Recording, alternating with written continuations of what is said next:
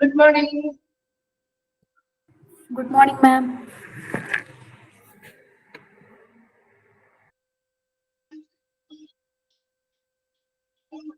Okay, നമ്മൾ കഴിഞ്ഞ ക്ലാസ്സിൽ an overview of health and hospital administration അല്ലേ പറഞ്ഞുകൊണ്ടിരുന്നേ? ആ ചാപ്റ്റർ അല്ലേ എടുത്തുകൊണ്ടിരുന്നത്? ഓക്കെ, എവിടെ വരെയാണ് നമ്മൾ എടുത്തു നിർത്തിയത്? How to become a health care administrator പറഞ്ഞില്ലേ? പറഞ്ഞു, അത് കംപ്ലീറ്റ് ആയി അല്ലേ? ഓക്കെ, നെക്സ്റ്റ് ഇനി പ്രിൻസിപ്പിൾസ് ഓഫ് ഹെൽത്ത് അഡ്മിനിസ്ട്രേഷൻ അല്ലേ സ്റ്റാർട്ട് ചെയ്യേണ്ടത്? Principles of health administration. Okay, അപ്പൊ നമ്മൾ എടുത്തു നിർത്തിയത് വരെയും ക്ലിയർ ആണോ?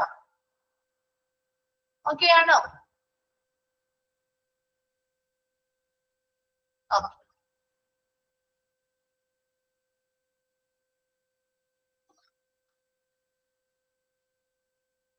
ഓക്കെ, നമ്മൾ നെക്സ്റ്റ് ഭാഗത്തേക്ക് പോവാണ് കേട്ടോ. Principles of health administration. Health അഡ്മിനിസ്ട്രേഷന്റെ പ്രിൻസിപ്പിൾസ് അല്ലെങ്കിൽ പ്രധാന തത്വങ്ങളാണ് നമ്മൾ പറയാൻ പോകുന്നത് കേട്ടോ. ജസ്റ്റ് ഇതിൽ കുറച്ച് പോയിന്റ്സ് കൂടുതലുണ്ട്. പ്രിൻസിപ്പിൾസ് കഴിഞ്ഞ് നെക്സ്റ്റ് ഒബ്ജക്റ്റീവ്സ് വരുന്നുണ്ട്. അപ്പൊ അതൊക്കെ നിങ്ങൾ ആ പോയിന്റ്സ് ഒന്ന് ശ്രദ്ധിച്ചിരിക്കുക കേട്ടോ. ശ്രദ്ധിച്ച് നിങ്ങളൊന്ന് വായിച്ച് മനസ്സിലാക്കി വെച്ചാൽ മതി. കാരണം ഇത് കൂടുതലും ഇതിൽ നിന്നാണ് ക്വസ്റ്റ്യൻസ് ഒത്തിരി കാണാറില്ല. ഇൻക്ലൂഡഡ് ആയത് ഏത്, അല്ലെങ്കിൽ പ്രിൻസിപ്പിൾസ് ഉൾപ്പെടുന്നത് ഏത്, ഉൾപ്പെടാത്തത് ഏത് എന്ന രീതിയിലുള്ള ക്വസ്റ്റ്യൻസ് ആണ് പ്രിൻസിപ്പിൾസിൽ നിന്നാണെങ്കിലും ഒബ്ജക്റ്റീവ്സിൽ നിന്നാണെങ്കിലും വരുള്ളൂ കേട്ടോ. കൂടുതലും ഇതിൽ നിന്ന് ജസ്റ്റ് ഈ ഭാഗത്തെല്ലാം കുറച്ച് കോൺസെൻട്രേഷൻ കൊടുക്കേണ്ട കുറച്ച് ഭാഗങ്ങൾ മറ്റു സ്ഥലങ്ങളിൽ വരുന്നുണ്ട്. അപ്പൊ അതുകൊണ്ട് തന്നെ നിങ്ങൾ ഇതൊന്ന് വായിച്ച് മനസ്സിലാക്കി വെച്ചാൽ മതി. ഇൻ കേസ് ഒരു ക്വസ്റ്റ്യൻ വന്നു കഴിഞ്ഞാൽ നിങ്ങൾക്ക് അത് ആൻസർ ചെയ്യാൻ ഒന്ന് അറിഞ്ഞിരിക്കണം. അതിന്റെ രീതിയിൽ കേട്ടോ. അപ്പൊ കുറെ അധികം പോയിന്റ്സ് ഉണ്ട്. അപ്പൊ ഒന്ന് വായിച്ച് മനസ്സിലാക്കി വെക്കാം. പ്രിൻസിപ്പിൾ ഉൾപ്പെടുന്നത് ഇന്നതൊക്കെയാണ്, ഒബ്ജക്റ്റീവ്സിൽ വരുന്നത് ഇന്നതൊക്കെയാണ് എന്നത് വായിച്ച് മനസ്സിലാക്കി വെച്ചാൽ മതി കേട്ടോ. ബൈ ഹാർട്ട് ഒന്നും ചെയ്യേണ്ട കാര്യമൊന്നുമില്ല കേട്ടോ. ഓക്കെ, ഒന്ന് ശ്രദ്ധിക്കുക കേട്ടോ. പ്രിൻസിപ്പിൾസ് ഓഫ് ഹെൽത്ത് അഡ്മിനിസ്ട്രേഷനില് ഒന്നാമത്തെ പോയിന്റ് ആണ് this should be healthy national health policy. എന്താണ് ഒരു നാഷണൽ ഹെൽത്ത് പോളിസി? കേട്ടിട്ടുണ്ടോ? ആരോഗ്യ നയങ്ങൾ അല്ലെങ്കിൽ നാഷണൽ ഹെൽത്ത് പോളിസി എന്ന് പറഞ്ഞ് കേട്ടിട്ടുണ്ടോ? അത് പറഞ്ഞെങ്കിലും കേട്ട് കാണുമല്ലോ അല്ലെ? എവിടെയെങ്കിലും ഒക്കെ ആരും കേട്ടിട്ടില്ല? ഹെൽത്ത് പോളിസികളെ കുറിച്ച്, നാഷണൽ ഹെൽത്ത് പോളിസി അല്ലെങ്കിൽ ആരോഗ്യ നയങ്ങളെ കുറിച്ച് എവിടെയെങ്കിലും ജസ്റ്റ് നമ്മളെ പേരെങ്കിലും കേട്ട് കാണും അല്ലെ? ഇത് നമ്മുടെ central government of India periodically അല്ലെങ്കിൽ ആനുകാലികമായിട്ട് പബ്ലിഷ് ചെയ്യുന്ന ഒന്നാണ് നാഷണൽ ഹെൽത്ത് പോളിസികൾ അല്ലെങ്കിൽ ആരോഗ്യ നയങ്ങൾ എന്ന് പറയുന്നത്. പ്രധാനമായിട്ടും ഈ ഹെൽത്ത് പോളിസികൾ അല്ലെങ്കിൽ നാഷണൽ ആരോഗ്യ നയങ്ങൾ എന്ന് പറയുന്നത് ഒരു ഗൈഡാണ്. എന്തിനെ കുറിച്ചുള്ള ഗൈഡ് ആയിരിക്കും? ഫ്യൂച്ചറിൽ അല്ലെ, ഭാവിയിൽ വരാൻ പോകുന്ന ഹെൽത്ത് പ്രോഗ്രാമുകളെ കുറിച്ചുള്ള ഒരു ഗൈഡാണ് നാഷണൽ ഹെൽത്ത് പോളിസി എന്ന് പറയുന്നത്. നമ്മുടെ central government of India periodically publish ചെയ്യുന്ന ഈ നാഷണൽ ഹെൽത്ത് പോളിസികൾ. അപ്പൊ അതിലെ പ്രധാന ലക്ഷ്യം എന്തായിരിക്കും? ഈ ഒരു നാഷണൽ ഹെൽത്ത് പോളിസിയുടെ ലക്ഷ്യം എന്തായിരിക്കാം? എന്തിനു വേണ്ടിയായിരിക്കാം ഇങ്ങനെയുള്ള ഹെൽത്ത് പ്രോഗ്രാമുകൾ ആസൂത്രണം ചെയ്യുന്നതും നടപ്പിലാക്കുന്നതും? എന്തിനു വേണ്ടിയാവാം? എന്താണ്, ആർക്ക് വേണ്ടിയിട്ടാണ് അത് ചെയ്യുന്നത്? നമ്മുടെ ഇന്ത്യയില് നമ്മുടെ സെൻട്രൽ ഗവൺമെന്റ് ഇങ്ങനെയുള്ള നാഷണൽ ഹെൽത്ത് പോളിസികള് കൊണ്ടുവരുന്നത് എന്തിനാണ്?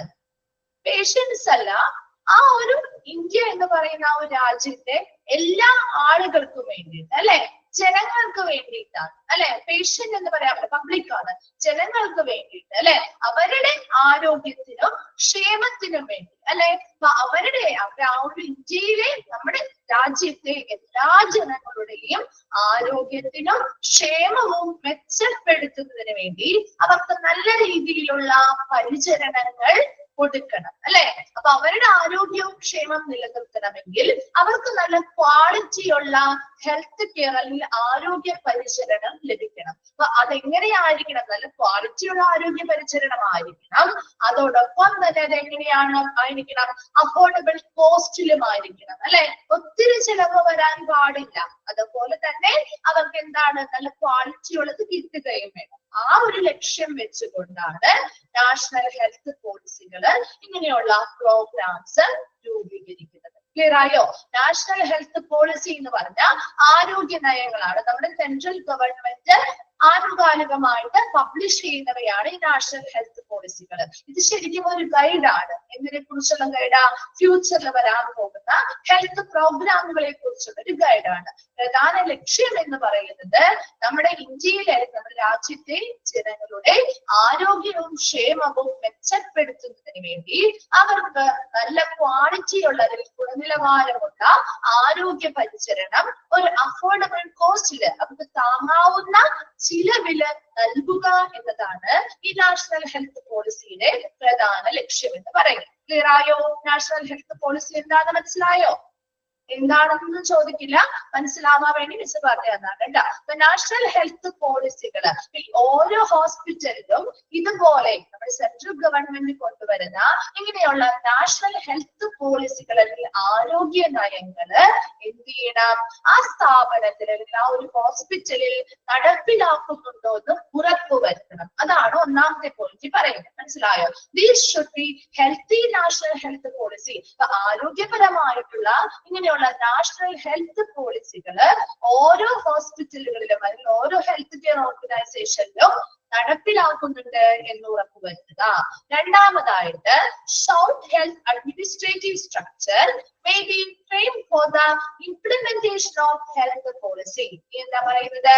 ഹെൽത്ത് അഡ്മിനിസ്ട്രേറ്റീവ് സ്ട്രക്ചർ ഒരു സൗണ്ട് ആയിട്ടുള്ളത്, മികച്ച ഒരു ഹെൽത്ത് അഡ്മിനിസ്ട്രേറ്റീവ് സ്ട്രക്ചർ ഇതിനു വേണ്ടിയാണ് ഈ പറയുന്ന നാഷണൽ ഹെൽത്ത് പോളിസികള് ഓരോ സ്ഥാപനങ്ങളിലും നടപ്പിലാക്കണമെങ്കിൽ അവിടെ ഇംപ്ലിമെന്റ് ചെയ്യുക എന്ന് പറഞ്ഞാൽ നടപ്പിലാക്കുക. അപ്പൊ അവിടെ നടപ്പിലാക്കണമെങ്കിൽ അതിൻ്റെതായിട്ടുള്ള ഒരു അഡ്മിനിസ്ട്രേറ്റീവ് സ്ട്രക്ചർ വേണം, അല്ലെ? ഒരു ഗ്രൂപ്പ് ഓഫ് ആളുകൾ വേണ്ടേ? ഏതൊരു സ്ഥാപനത്തിലും അത് നടപ്പിലാക്കണമെങ്കിൽ അവിടുത്തെ ജീവനക്കാരിലൂടെ ആയിരിക്കും, അല്ലെ? അപ്പൊ ഏതൊരു സ്ഥാപനമാണെങ്കിലും ഈ പറയുന്ന നാഷണൽ ഹെൽത്ത് പോളിസികൾ അല്ലെങ്കിൽ ആരോഗ്യ നയങ്ങൾ നടപ്പിലാക്കണമെങ്കിൽ അതിനായിട്ട് മികച്ച ഒരു ആരോഗ്യപരമായിട്ടുള്ള ഒരു അഡ്മിനിസ്ട്രേറ്റീവ് സ്ട്രക്ചർ അല്ലെങ്കിൽ ഒരു ഘടന അല്ലെങ്കിൽ ഒരു ടീമിനെ നമ്മൾ സെറ്റ് ചെയ്യണം.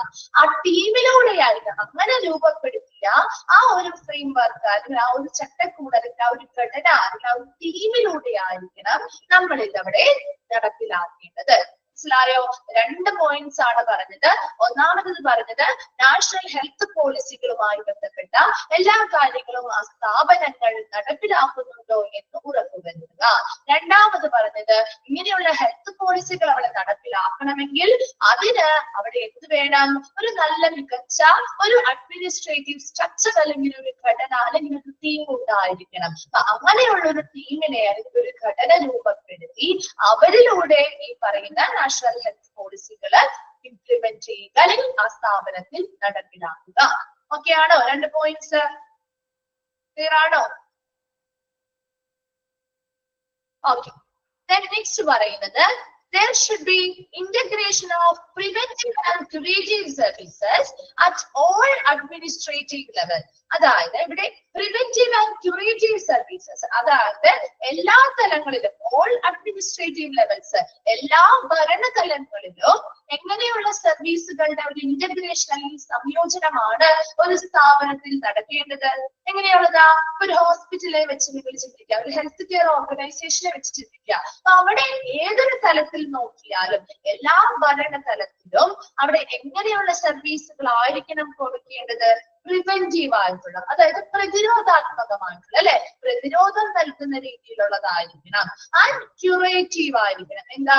രോഗശാന്തി അല്ലെങ്കിൽ രോഗശമനം നൽകുന്ന രീതിയിലുള്ള സേവനങ്ങളുടെ ഒരു ഇന്റഗ്രേഷൻ അല്ലെങ്കിൽ ഒരു സംയോജനമായിരിക്കണം അവിടെ നൽകേണ്ടത്, അല്ലെ? ഒരു ഹോസ്പിറ്റലിലേക്ക് ഒരു ചികിത്സയ്ക്ക് വേണ്ടി വരുന്ന ഒരു രോഗിക്ക് ഏറ്റവും ആവശ്യമായിട്ടുള്ള കാര്യമല്ലേ ഇത്? അല്ലെ? അവര് രോഗപ്രതിരോധം നടത്തണം, അതുപോലെ തന്നെ രോഗശമനവും നമ്മൾ ആ ഒരു സ്ഥാപനത്തിലൂടെ കൊടുക്കേണ്ടതായിട്ടുണ്ട്. അപ്പൊ ഏതൊരു ഭരണതലത്തിലേക്കും എടുത്തു നോക്കിയാലും അവിടെ നൽകുന്ന സേവനങ്ങൾ എങ്ങനെയുള്ളതായിരിക്കണം? ഈ ഹെൽത്ത് കെയർ ഓർഗനൈസേഷനുമായി ബന്ധപ്പെട്ട് പറയുമ്പോ പ്രിവെന്റീവ് ആയിരിക്കണം. പ്രതിരോധവും രോഗശമനം അല്ലെങ്കിൽ രോഗശാന്തിയും നൽകുന്ന രീതിയിലുള്ള സേവനങ്ങളുടെ ഒരു സംയോജനമായിരിക്കണം. Okay ആണോ? Then second point, there should be centralized directions and decentralized actions. എന്താണ് ഉദ്ദേശിക്കുന്നത്? സെൻട്രലൈസ്ഡ് ഡയറക്ഷൻ എന്ന് പറയുന്നത് കേന്ദ്രീകൃത ദിശകള് അല്ലെ. ആൻഡ് ഡീസെൻട്രലൈസ്ഡ് ആക്ഷൻസ് എന്ന് പറയുമ്പോൾ വികേന്ദ്രീയ പ്രവർത്തനങ്ങൾ. അപ്പൊ ജസ്റ്റ് ഇത്രയും മനസ്സിലാക്കുക. സെൻട്രലൈസ്ഡ് ഡയറക്ഷൻ എന്ന് പറയുമ്പോൾ നമുക്ക് ഏതൊരു പ്രവൃത്തി ചെയ്യാനും നമുക്ക് ആവശ്യമായ, ഇപ്പൊ ഒരു ഹോസ്പിറ്റലാണ് വിചാരിക്കുക. ഹോസ്പിറ്റൽ അല്ലെങ്കിൽ നമ്മുടെ വീടുകളില് നമ്മുടെ വീട്ടിൽ നമ്മൾ പണികളൊക്കെ എടുക്കാറുണ്ട് അല്ലെ. നമ്മൾ ആരുടെ നിർദ്ദേശപ്രകാരമാണ് നമ്മൾ പ്രവർത്തനങ്ങൾ ചെയ്യുക, പണികൾ എടുത്തു കൊടുക്കാറ്? നമ്മുടെ വീട്ടിൽ പണിയൊക്കെ എടുക്കാറില്ലേ? ആരുടെ നിർദ്ദേശപ്രകാരമാണ് എടുക്കാറ്? ആരാ നമുക്ക് ഇന്ന ജോലി ഇങ്ങനെയാണ് ചെയ്യേണ്ടത് എന്ന് പറഞ്ഞു തരുന്നത് ആരാ ഏറ്റവും കൂടുതൽ? ആരാണ്? അമ്മയാണ് അല്ലെ. അപ്പൊ നമ്മുടെ അമ്മയിൽ നിന്ന് കിട്ടുന്ന നിർദ്ദേശങ്ങൾ പ്രകാരമാണ് നമ്മൾ ഓരോ ജോലിയും ചെയ്യുന്നത്, ശരിയല്ലേ? അപ്പൊ നമ്മുടെ അമ്മയിൽ നിന്ന്, അപ്പൊ അവിടെ ഒരു സെന്റർ ആരാണ് ആ ഡയറക്ഷൻസ് നൽകുന്ന സെന്റർ എന്ന് പറയുന്നത്? ആരാണ്? അമ്മയാണ് അല്ലെ. അപ്പൊ സെന്റർ എന്ന് പറയുന്നത് അമ്മയാണ്. അമ്മയിൽ നിന്ന് കിട്ടുന്ന ഡയറക്ഷൻസ് ആണ് നമ്മൾ ഫോളോ ചെയ്യുന്നത് അല്ലെ. അപ്പൊ ഇവിടെയും ഡയറക്ഷൻസ്, അതായത് സെൻട്രലൈസ്ഡ് ഡയറക്ഷൻ കൊടുക്കുന്നത് ആരായിരിക്കും? അവിടുത്തെ ഹെൽത്ത് അഡ്മിനിസ്ട്രേഷൻ ആയിരിക്കും അല്ലെ. അവിടുത്തെ ഭരണം നടത്താൻ ഓവറോൾ മാനേജ്മെന്റ് ആരാ നോക്കുന്നത്? ഹെൽത്ത് അഡ്മിനിസ്ട്രേഷൻ ആണ്. അപ്പൊ ആ ഒരു സ്ഥാപനത്തിലെ ഹെൽത്ത് അഡ്മിനിസ്ട്രേഷനിൽ നിന്ന് കിട്ടുന്ന ഡയറക്ഷൻസ്, നിർദ്ദേശങ്ങള് അതാണ്. അപ്പൊ അവിടെ സെന്റർ ആരാ വരുന്നത്? ആരാ സെന്റർ വരാം? ഹെൽത്ത് അഡ്മിനിസ്ട്രേഷൻ വിഭാഗമാണ് അവിടെ സെന്റർ ആയിട്ട് വരുന്നത് അല്ലെ. അപ്പൊ അവിടെ നിന്ന് കിട്ടുന്ന കേന്ദ്രീകൃതമായിട്ടുള്ള നിർദ്ദേശങ്ങൾ അല്ലെങ്കിൽ കേന്ദ്രീകൃതമായ ദിശകൾ അല്ലെ, അവിടെ നിന്ന് കിട്ടുന്ന ഡയറക്ഷൻസ്, അതിനനുസരിച്ച് ആ സ്ഥാപനത്തിലെ ഓരോ ജീവനക്കാരും പ്രവർത്തിക്കുന്നുണ്ട് ഇല്ലേ. ഓരോ ജീവനക്കാരും പ്രവർത്തിക്കുന്നുണ്ട്. എല്ലാവരും ഒരുപോലെയാണോ പ്രവർത്തിക്കുക? ആണ്. ഇപ്പൊ നമ്മുടെ വീട്ടില് അമ്മ ജോലികൾ പറഞ്ഞു തരുന്നു. അപ്പൊ നമ്മൾ ചെയ്യുന്നതും നമ്മുടെ അനിയത്തിയോ ചേച്ചിയോ ഒക്കെ ചെയ്യുന്നതും ഒരേപോലെ ആയിരിക്കും? ഒരുപോലെയാണോ ഓരോ ജോലികളും ചെയ്യാൻ? അല്ല, വ്യത്യസ്തമായിരിക്കും അല്ലെ. അതേപോലെ തന്നെ ഇവിടെ നിന്ന് ഒരു സെന്ററിൽ നിന്ന് അല്ലെങ്കിൽ ഒരു കേന്ദ്രത്തിൽ നിന്ന് കിട്ടുന്ന ഡയറക്ഷൻസ് അനുസരിച്ച് അവിടുത്തെ ആക്ഷൻസ് അല്ലെങ്കിൽ പ്രവർത്തനങ്ങൾ എന്ന് പറയുന്നത് എങ്ങനെയാണ്? ഡീസെൻട്രലൈസ്ഡ് ആണ് അല്ലെ, വ്യത്യസ്തമാണ്, അല്ലെങ്കിൽ എന്താ, വികേന്ദ്രീയമാണ് എന്ന് പറയുന്നു. മനസ്സിലാവുന്നുണ്ടോ പറയുന്ന പോയിന്റ് എന്താന്നുള്ളത്? There should be centralized action. എപ്പോഴും അവിടുന്ന് നിർദ്ദേശങ്ങൾ കിട്ടേണ്ടത് അല്ലെങ്കിൽ ഡയറക്ഷൻസ് കിട്ടേണ്ടത് ഒരു സെന്റർ പോയിന്റിൽ നിന്നാണ്. അതായത് ഹെൽത്ത് അഡ്മിനിസ്ട്രേഷൻ വിഭാഗത്തിൽ നിന്ന് കിട്ടുന്ന ഡയറക്ഷൻസ് അനുസരിച്ച് അതിന് കീഴിൽ വർക്ക് ചെയ്യുന്ന എല്ലാവരും അതിനനുസരിച്ചുള്ള വിവിധ പ്രവർത്തനങ്ങളാണ് ചെയ്യുന്നത്. മനസ്സിലായോ? ക്ലിയർ ആയോ പോയിന്റ്? ഓക്കെ ആണോ? Okay. Next point, planned health program should be based on priority and must meet the health requirements of people.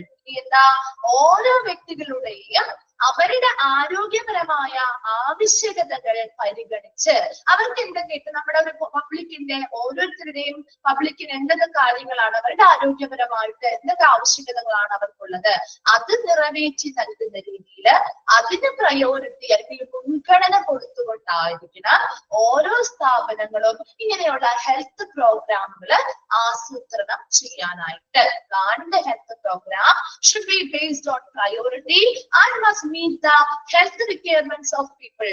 ജനങ്ങളുടെ ആരോഗ്യവുമായി ബന്ധപ്പെട്ട ആവശ്യകതകൾ നിറവേറ്റുന്ന രീതിയിൽ അങ്ങനെയുള്ള കാര്യങ്ങൾക്ക് മുൻഗണന കൊടുത്തുകൊണ്ടായിരിക്കണം ഓരോ ഹെൽത്ത് പ്രോഗ്രാമുകളും ആസൂത്രണം ചെയ്യേണ്ടത്. നെക്സ്റ്റ് പറയുന്നത് basic health services available, accessible and acceptable to the people. എന്താ പറയുന്നത്? അഫേം ചെയ്യാന്ന് പറഞ്ഞാൽ ഉറപ്പുവരുത്തുക കേട്ടോ. അപ്പൊ ഇവിടെ ബേസിക് ആയിട്ടുള്ള അടിസ്ഥാനപരമായ ആരോഗ്യ സർവീസുകൾ അല്ലെങ്കിൽ ഹെൽത്ത് സർവീസുകൾ അല്ലെങ്കിൽ ആരോഗ്യ സേവനങ്ങൾ ഓരോ വ്യക്തികൾക്കും ലഭ്യമാകുന്നുണ്ടോ, അവർക്കത് എത്തിപ്പെടാൻ പറ്റുന്നുണ്ടോ, അവർക്കത് സ്വീകാര്യമാണോ മുതലായ കാര്യങ്ങളെല്ലാം ഉറപ്പുവരുത്തുക.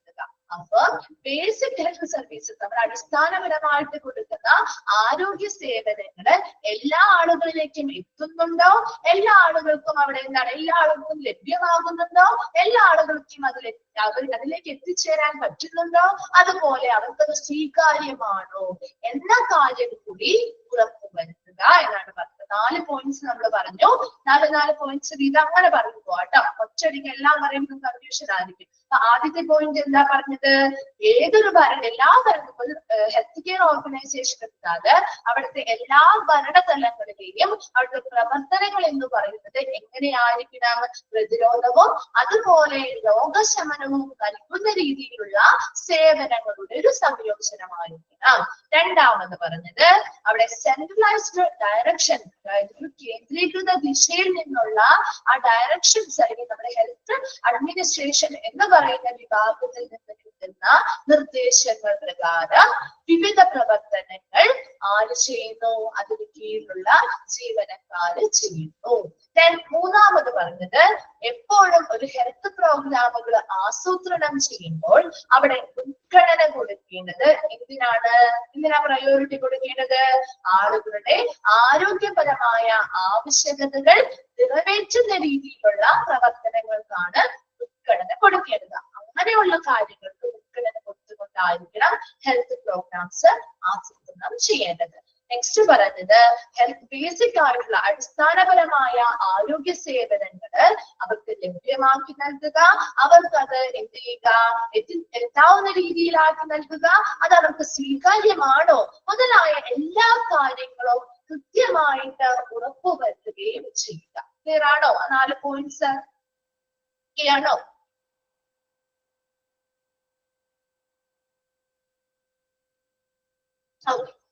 Then next പറയുന്നത് the health consciousness should be encouraged through health education and by providing opportunities for participation of people in the health program. എന്താ health consciousness എന്ന് വെച്ചാൽ എന്താ? ആരോഗ്യ അവബോധം അല്ലെ? കോൺഷ്യസ്നെസ് എന്ന് പറഞ്ഞാൽ അവബോധം. ആരോഗ്യ അവബോധം നമുക്ക് ഓരോ ജനങ്ങളിലും എങ്ങനെയാണ് നമുക്ക് ആ ഒരു ആരോഗ്യ അവബോധം ഉണ്ടാക്കിയെടുക്കാൻ സാധിക്കുക? should be encouraged. എങ്ങനെ നമുക്ക് പ്രോത്സാഹിപ്പിക്കാൻ സാധിക്കും? ത്രൂ ഹെൽത്ത് എഡ്യൂക്കേഷൻ അല്ലെ? ഹെൽത്ത് എഡ്യൂക്കേഷനിലൂടെയാണ് നമുക്കൊരു ആരോഗ്യ അവബോധം ഉണ്ടാക്കിയെടുക്കാൻ സാധിക്കുന്നത്.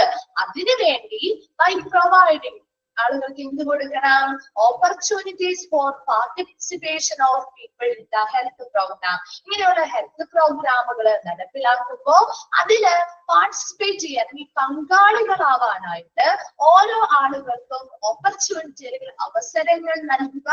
അതിലൂടെ അവർക്ക് ഹെൽത്ത് എഡ്യൂക്കേഷനെ കുറിച്ച് ക്ലാസ്സുകൾ എടുത്തു കൊടുക്കുക.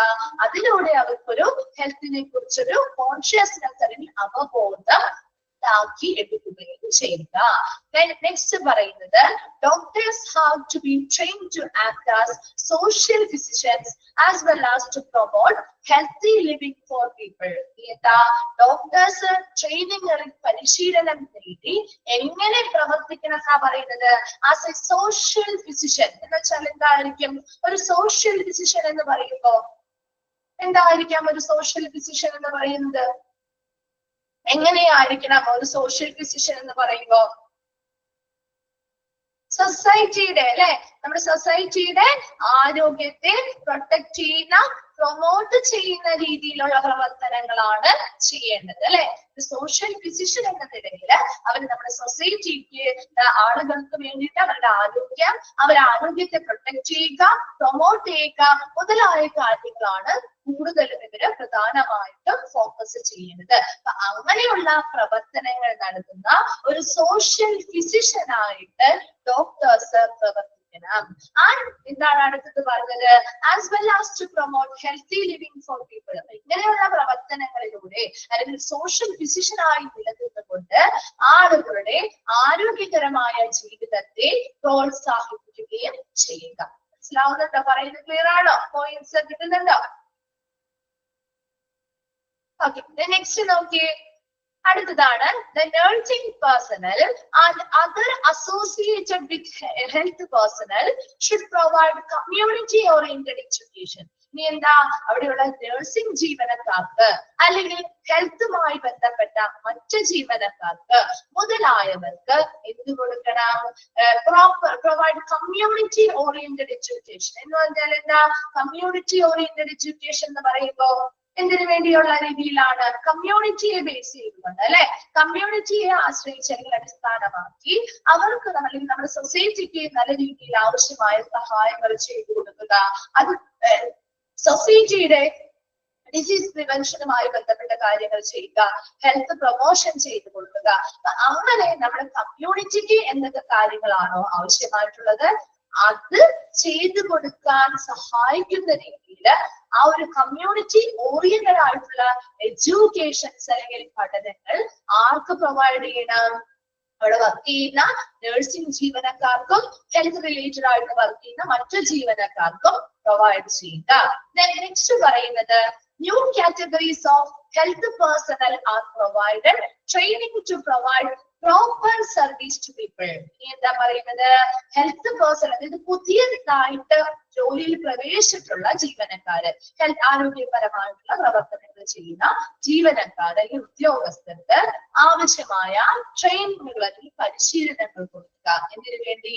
Proper service to people. അവിടെ വരുന്ന ഓരോ വ്യക്തികൾക്കും ശരിയായ രീതിയിലുള്ള സേവനങ്ങൾ നൽകുന്നതിന് വേണ്ടി പുതിയതായി ജോലിയിൽ പ്രവേശിച്ചിട്ടുള്ള ജീവനക്കാർക്ക് ആവശ്യമായ ട്രെയിനിങ്ങുകൾ കൊടുക്കുക.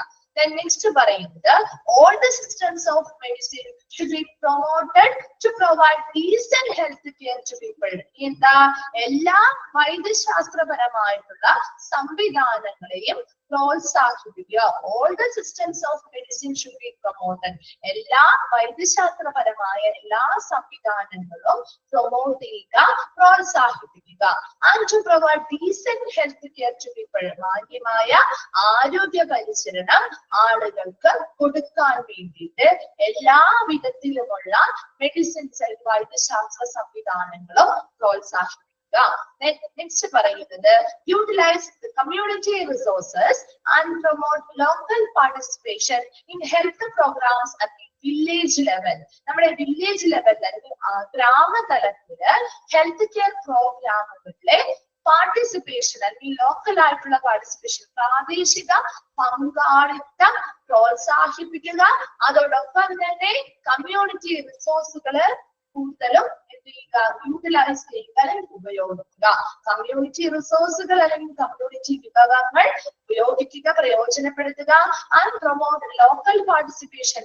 നമ്മുടെ വില്ലേജ് തലത്തിലും ഗ്രാമതലത്തിലും ഇങ്ങനെയുള്ള ഹെൽത്ത് പ്രോഗ്രാമുകളില് അവിടെ ലോക്കൽ ആയിട്ടുള്ള പ്രാദേശിക വ്യക്തികളുടെ പാർട്ടിസിപ്പേഷൻ പ്രൊമോട്ട് ചെയ്യുക. ലാസ്റ്റ് വരുന്നത് there should be provision for staff development program. ആ സ്ഥാപനത്തിലെ സ്റ്റാഫുകളുടെ ഡെവലപ്മെന്റിന് ആവശ്യമായ പ്രോഗ്രാംസ് പ്രൊവൈഡ് ചെയ്യുകയും ചെയ്യുക. എന്തൊക്കെ കാര്യങ്ങളാണ് നമ്മൾ ഇവിടെ പറഞ്ഞത്? ഹെൽത്ത് കോൺഷ്യസ്നെസ് തുടങ്ങിയാണ് പറയുന്നത് അല്ലെ. ബാക്കി പോയിന്റ്സ് ഒക്കെ നമ്മൾ റിപ്പീറ്റ് ചെയ്തിരുന്നു കേട്ടോ. ഹെൽത്ത് കോൺഷ്യസ്നെസ്സിൽ എന്താ പറയുന്നത്? ആരോഗ്യ അവബോധം ഓരോ ജനങ്ങളിലും ഉണ്ടാക്കണമെങ്കിൽ അവർക്ക് എന്തുള്ള അവസരം കൊടുക്കണം? അവർക്ക് കൃത്യമായ അവസരങ്ങള് എന്ത് പാർട്ടിസിപ്പേറ്റ് ചെയ്യും, എന്തിൽ പങ്കാളികളാവാൻ കൊടുക്കണം. ഇങ്ങനെയുള്ള ഹെൽത്ത് പ്രോഗ്രാമില് അവർക്ക് പങ്കാളികളാവാനുള്ള അവസരങ്ങൾ കൊടുക്കുകയും അതിലൂടെ ഹെൽത്ത് എഡ്യൂക്കേഷൻസ് കൊടുക്കുകയും അതിലൂടെയാണ് അവർക്കൊരു ഹെൽത്ത് കോൺഷ്യസ്നെസ് അല്ലെങ്കിൽ ആരോഗ്യ അവബോധം ഉണ്ടാക്കിയെടുക്കാൻ സാധിക്കുന്നത്. നെക്സ്റ്റ് എന്താ പറഞ്ഞത്? നമ്മള് ഡോക്ടേഴ്സിന് ആവശ്യമായ പരിശീലനങ്ങൾ കൊടുത്ത് അവർക്ക് സോഷ്യൽ ഫിസിഷ്യനായിട്ട് പ്രവർത്തിക്കുക. അവരുടെ സൊസൈറ്റിയിലെ ഓരോ ജനങ്ങളുടെയും ആരോഗ്യത്തെ അല്ലെങ്കിൽ ആരോഗ്യകരമായ ജീവിതത്തെ പ്രോത്സാഹിപ്പിക്കുന്ന രീതിയിൽ അവര് പ്രവർത്തിക്കേണ്ടതാണ്. നഴ്സിംഗ് പേഴ്സണൽസ്, നഴ്സിംഗ് ജീവനക്കാർക്കും ഹെൽത്ത് റിലേറ്റഡ് ആയിട്ടുള്ള മറ്റ് ജീവനക്കാർക്കും കമ്മ്യൂണിറ്റി ഓറിയന്റഡ് ആയിട്ടുള്ള എഡ്യൂക്കേഷൻസ് അല്ലെങ്കിൽ കമ്മ്യൂണിറ്റിയെ അടിസ്ഥാനമാക്കി അവരുടെ ആവശ്യങ്ങൾക്കനുസരിച്ച് പ്രവർത്തിക്കാനുള്ള ഒരു എഡ്യൂക്കേഷൻസ് നഴ്സിംഗ് ജീവനക്കാർക്കും മറ്റ് ഹെൽത്ത് റിലേറ്റഡ് ആയിട്ടുള്ള ജീവനക്കാർക്കും പ്രൊവൈഡ് ചെയ്യേണ്ടതാണ്. നെക്സ്റ്റ് പറയുന്നത് പുതിയതായിട്ട് ആരോഗ്യ മേഖലയിലേക്ക് ജോലിക്ക് പ്രവേശിക്കുന്ന ജീവനക്കാർക്ക് നല്ല മാന്യമായ ആരോഗ്യ പരിചരണം, പ്രോപ്പർ ആയിട്ടുള്ള ശരിയായ സർവീസുകൾ ലഭിക്കാൻ വേണ്ടി പുതിയ ജീവനക്കാർക്ക് ആവശ്യമായ പരിശീലനങ്ങൾ നൽകണം. എന്താ പറഞ്ഞത്? ഒരു മാന്യമായ ആരോഗ്യ പരിചരണം എല്ലാവർക്കും കിട്ടുന്നതിന് വേണ്ടി എല്ലാ വിധത്തിലുമുള്ള വൈദ്യശാസ്ത്ര സംവിധാനങ്ങളും പ്രോത്സാഹിപ്പിക്കുകയും വേണം. നെക്സ്റ്റ് പറഞ്ഞത് പറയുന്നത് ഈ പറയുന്ന വില്ലേജ് ലെവൽ തന്നെ ഗ്രാമതലത്തിൽ വരെയും ഹെൽത്ത് കെയർ പ്രോഗ്രാമുകളിലെ പങ്കാളികളാകുന്നത് എങ്ങനെയാണ്? പ്രാദേശിക പങ്കാളിത്തം പ്രോത്സാഹിപ്പിക്കുക, അതോടൊപ്പം തന്നെ റിസോഴ്സ് കമ്മ്യൂണിറ്റി റിസോഴ്സുകള് വിഭവങ്ങള് പ്രയോജനപ്പെടുത്തുകയും ചെയ്യുക. ലാസ്റ്റ് പറയുന്നത് അവിടുത്തെ എല്ലാ ജീവനക്കാരുടെയും ഡെവലപ്മെന്റിന് ആവശ്യമായ പ്രോഗ്രാമുകൾ നൽകുക. ഇത്രയും കാര്യങ്ങൾ പ്രിൻസിപ്പിൾസിൽ വരുന്ന കാര്യങ്ങളാണ്. വേഗം ഒന്ന് പ്രിൻസിപ്പിൾസ് വായിച്ചു നോക്കി. ഏതെങ്കിലും കോഴ്സ് ഡൗട്ട് ഉണ്ടെങ്കിൽ മിസ് ക്ലിയർ ചെയ്ത് തരാം കേട്ടോ.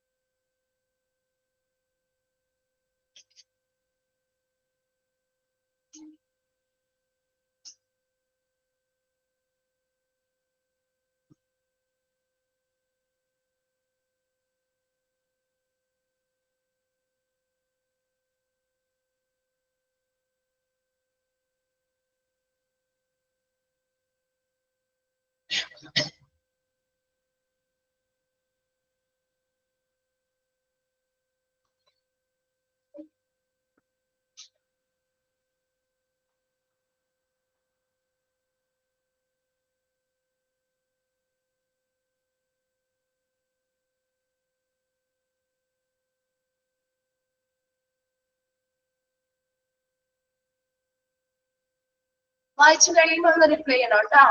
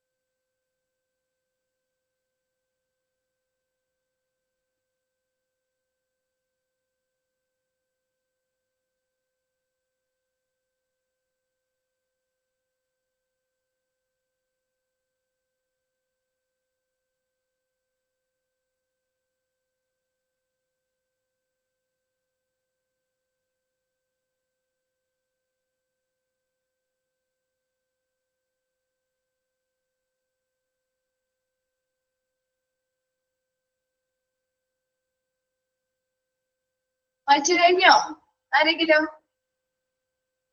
ഓക്കെ ആണോ? ക്ലിയർ ആണോ? ഓക്കെ, അടുത്ത ഭാഗത്തേക്ക് പോട്ടെ. ഓക്കെ, നെക്സ്റ്റ് വരുന്നത് ഒബ്ജക്റ്റീവ്സ് ആണ് കേട്ടോ. ഒബ്ജക്റ്റീവ്സിലും ഇതുപോലെ കുറച്ച് പോയിന്റ്സ് ആണ് കൊടുക്കുക. നിങ്ങളൊന്ന് വായിച്ച് മനസ്സിലാക്കി വെച്ചാൽ മതിയേ. ഒബ്ജക്റ്റീവ്സ് ഒന്ന് ശ്രദ്ധിക്കാം കേട്ടോ. ഫസ്റ്റ് പോയിന്റ് ആണ് പറയുന്നത് മിസ് ഒബ്ജക്റ്റീവ്സിന്റെ ഫസ്റ്റ് പോയിന്റ് ആണ് to promote awareness of health care among all sections of people. എല്ലാ വിഭാഗം ജനങ്ങളിലും ആരോഗ്യ പരിചരണത്തെ കുറിച്ച് ഒരു അവയർനെസ് അല്ലെങ്കിൽ അവബോധം പ്രോത്സാഹിപ്പിക്കുക. എന്താണ് ഫസ്റ്റ് ഒബ്ജക്റ്റീവ് പറയുന്നത്? To promote awareness of health care among all sections of people. എല്ലാ വിഭാഗത്തിലെ ജനങ്ങൾക്കും എന്തിനെ കുറിച്ചുള്ള അവയർനെസ് ആണ്? ഹെൽത്ത് കെയർ അല്ലെങ്കിൽ ആരോഗ്യ പരിചരണവുമായി ബന്ധപ്പെട്ട ഒരു അവബോധം പ്രോത്സാഹിപ്പിക്കുക. രണ്ടാമത്തെ ഒബ്ജക്റ്റീവ് ആണ് to promote awareness among functionaries included in health and hospital management. Health and hospital management ഉൾപ്പെട്ടിട്ടുള്ള ഫംഗ്ഷണറീസ്. ആരാണ് ഫംഗ്ഷണറീസ് എന്ന് പറഞ്ഞാൽ? ഉദ്യോഗസ്ഥര് കേട്ടോ. ഹെൽത്ത് ആൻഡ് ഹോസ്പിറ്റൽ മാനേജ്മെന്റിൽ ഉൾപ്പെട്ടിട്ടുള്ള ഉദ്യോഗസ്ഥർക്കിടയില് ഇതുപോലെയുള്ള അവയർനെസ് അല്ലെങ്കിൽ അവബോധം പ്രോത്സാഹിപ്പിക്കുക. ഇത് നമ്മൾ എന്താ പറഞ്ഞേ? എല്ലാ വിഭാഗത്തിലുമുള്ള ജനങ്ങളിലും ആരോഗ്യ പരിചരണത്തെ കുറിച്ചുള്ള അവബോധം പ്രോത്സാഹിപ്പിക്കുക. രണ്ടാമത് പറഞ്ഞത് ഹെൽത്ത് ആൻഡ് ഹോസ്പിറ്റൽ മാനേജിൽ ഉൾപ്പെടുന്ന എല്ലാ ഉദ്യോഗസ്ഥർക്കിടയിലും ഇങ്ങനെയുള്ള അവയർനെസ് അല്ലെങ്കിൽ അവബോധം പ്രോത്സാഹിപ്പിക്കുക. മൂന്നാമത് to encourage research in the field of health and hospital management to make better the efficiency of healthcare delivery systems. ഇനി എന്താണ്? ഹെൽത്ത് ആൻഡ് ഹോസ്പിറ്റൽ മാനേജ്മെന്റ് മേഖലയില് റിസർച്ചുകള് പ്രോത്സാഹിപ്പിക്കുക. ഏത് മേഖലയിലാണ്? ഹെൽത്ത് ആൻഡ് ഹോസ്പിറ്റൽ മാനേജ്മെന്റ് മേഖലയില് റിസർച്ചുകള് പ്രോത്സാഹിപ്പിക്കുക. To make better the efficiency of health care delivery. അങ്ങനെ റിസർച്ചുകൾ പ്രോത്സാഹിപ്പിക്കുന്നതിന് വേണ്ടിയിട്ടാണ് നല്ല ആരോഗ്യ പരിചരണ വിതരണ സംവിധാനങ്ങൾ കാര്യക്ഷമമായി കൊണ്ടുവരുന്നതിന് വേണ്ടി. മൂന്നാമത്തെ പോയിന്റ് എന്താ പറയുന്നത്? ഹെൽത്ത് ആൻഡ് ഹോസ്പിറ്റൽ മാനേജ്മെന്റ് മേഖലയില് റിസർച്ചുകൾ അല്ലെങ്കിൽ ഗവേഷണങ്ങൾ പ്രോത്സാഹിപ്പിക്കുക. അതിലൂടെ നമുക്ക് നല്ല കാര്യക്ഷമമായ മികച്ച ഹെൽത്ത് കെയർ ഡെലിവറി സിസ്റ്റം അല്ലെങ്കിൽ ആരോഗ്യ പരിചരണ വിതരണ സംവിധാനം കൊണ്ടുവരാനും സഹായിക്കുന്നു. നാലാമത്തെ point, to encourage the development of high quality hospital services and community health care. എന്താ പറഞ്ഞത്? നല്ല ഉയർന്ന ഗുണനിലവാരമുള്ള ഹോസ്പിറ്റൽ സർവീസുകൾ അല്ലെങ്കിൽ ഹോസ്പിറ്റൽ സേവനങ്ങള്, അതുപോലെ കമ്മ്യൂണിറ്റി ഹെൽത്ത് കെയറുകള് മുതലായവ വികസിപ്പിക്കുന്നത് എൻകറേജ് ചെയ്യുക. എൻകറേജ് ദ ഡെവലപ്മെന്റ്, എൻകറേജ് ചെയ്യുക, പ്രോത്സാഹിപ്പിക്കുക. എന്താണ്? Development of high quality hospital services, ഉയർന്ന ഗുണനിലവാരമുള്ള ഹോസ്പിറ്റൽ സേവനങ്ങളും കമ്മ്യൂണിറ്റി ഹെൽത്ത് കെയറുകളും വികസിപ്പിക്കാനായിട്ട് പ്രോത്സാഹിപ്പിക്കുക. Then last point, to encourage a meeting to exchange ideas and information among health and hospital planners, academicians, administrators, different statutory bodies and the public for the improvement of hospital and healthcare delivery system. എന്താ പറയുന്നത്? To encourage a meeting, ഒരു meeting സംഘടിപ്പിക്കുകയാണ്. എന്തിനു വേണ്ടിയാണ്? ആരുടെ മീറ്റിംഗുകളാണ്? For to exchange ideas and information among health and hospital planners-നിടയില്, academicians-നിടയില്, administrators-നിടയില്, different statutory bodies അല്ലെങ്കിൽ നിയമ ഉപദേശക സമിതികൾക്കിടയില്, പബ്ലിക്കിന്റെ ഇടയില് ഒരു മീറ്റിംഗുകള് സംഘടിപ്പിക്കുകയും അതിലൂടെ അവർക്ക് നല്ല നല്ല ഐഡിയാസും ഇൻഫർമേഷൻസും ഒക്കെ എക്സ്ചേഞ്ച് ചെയ്യാനായിട്ട് സാധിക്കും. എന്തിനു വേണ്ടി? For the improvement of hospital and health care delivery system. അപ്പൊ നമ്മുടെ ആശുപത്രിയിലെ ആരോഗ്യ വിതരണ സംവിധാനങ്ങളും മെച്ചപ്പെടുത്തുന്നതിന് വേണ്ടി പബ്ലിക്കിനിടയില്, ഡിഫറെന്റ് സ്റ്റാറ്റ്യൂട്ടറി ബോഡീസ്, നിയമപരമായ സ്ഥാപനങ്ങൾക്കിടയില്, അഡ്മിനിസ്ട്രേറ്റേഴ്സിനിടയില്, അക്കാഡമിഷ്യൻസിനിടയില്, ഹെൽത്ത് ആൻഡ് ഹോസ്പിറ്റൽ പ്ലാനേഴ്സിനൊക്കെ ഇടയില് അവരുടെ ആശയങ്ങളും ഇൻഫർമേഷൻസും പങ്കിടാനായിട്ട് അല്ലെങ്കിൽ എക്സ്ചേഞ്ച് ചെയ്യാൻ വേണ്ടി മീറ്റിംഗുകള് പ്രോത്സാഹിപ്പിക്കുക. ഒരു 5 പോയിന്റ്സ് ആണ് നമ്മൾ വേഗം പറഞ്ഞത്. ഒന്നാമത് എന്താ പറഞ്ഞേ? ഹെൽത്ത് കെയർ മേഖലയെ കുറിച്ച് നമ്മുടെ എല്ലാ വിഭാഗത്തിലെ ജനങ്ങളെയും എന്ത് ചെയ്യുക? ആരോഗ്യ പരിചരണത്തിൽ ഒരു അവബോധം പ്രോത്സാഹിപ്പിക്കുക. നെക്സ്റ്റ് പറയുന്നത് ആരുടെ കാര്യമാണ് പറയുന്നത്? നെക്സ്റ്റ്, ഹെൽത്ത് ആൻഡ് ഹോസ്പിറ്റൽ മാനേജ്മെന്റില് വർക്ക് ചെയ്യുന്ന ഉദ്യോഗസ്ഥർക്കിടയിലും ഇതുപോലെയുള്ള അവബോധം പ്രോത്സാഹിപ്പിക്കുക എന്ന് പറഞ്ഞു. മൂന്നാമത്തത്, ഹെൽത്ത് ആൻഡ് ഹോസ്പിറ്റൽ മാനേജ്മെന്റ് മേഖലയില് റിസർച്ച് ആൻഡ് ഗവേഷണങ്ങൾ പ്രോത്സാഹിപ്പിക്കുക. അതിലൂടെ അവർ കൊടുക്കുന്ന ആരോഗ്യ വിതരണ സംവിധാനങ്ങൾ വളരെ കാര്യക്ഷമവും മികച്ചതുമാക്കി മാറ്റാനായിട്ട് സഹായിക്കും. നെക്സ്റ്റ് പറയുന്നത്, ഒരു ഉയർന്ന ഗുണനിലവാരമുള്ള ഹോസ്പിറ്റൽ സേവനങ്ങളും കമ്മ്യൂണിറ്റി ഹെൽത്ത് കെയറുകളും ഡെവലപ്പ് ചെയ്യാൻ വികസിപ്പിക്കുന്നതിന് വേണ്ടി എൻകറേജ് പ്രോത്സാഹനങ്ങൾ നൽകുക. ലാസ്റ്റ് പറഞ്ഞത്, നമ്മുടെ ഹോസ്പിറ്റലിന്റെ ആണെങ്കിലും ഹെൽത്ത് കെയർ ഡെലിവറി സംവിധാനങ്ങളുടെയും ഇംപ്രൂവ്മെന്റ് അല്ലെങ്കിൽ മെച്ചപ്പെടുത്തൽ നടക്കുന്നതിന് വേണ്ടി ഹെൽത്ത് ആൻഡ് ഹോസ്പിറ്റൽ പ്ലാനേഴ്സിനിടയില്, അക്കാഡമിഷ്യൻസിനിടയില്, അഡ്മിനിസ്ട്രേറ്റേഴ്സിനിടയില്, ഡിഫറെന്റ് സ്റ്റാറ്റ്യൂട്ടറി ബോഡീസ് ആൻഡ് പബ്ലിക്കിന്റെ ഇടയില് ഒരു മീറ്റിംഗുകൾ അറേഞ്ച് ചെയ്യുകയും അവർക്ക് അവരുടെ ഐഡിയാസും ഇൻഫർമേഷൻസും എക്സ്ചേഞ്ച് ചെയ്യാനായിട്ടുള്ളൊരു അവസരവും പ്രോത്സാഹിപ്പിക്കുക. ക്ലിയർ ആണോ? 5 പോയിന്റ്സ് പറയണോ? ഓക്കെ ആണോ?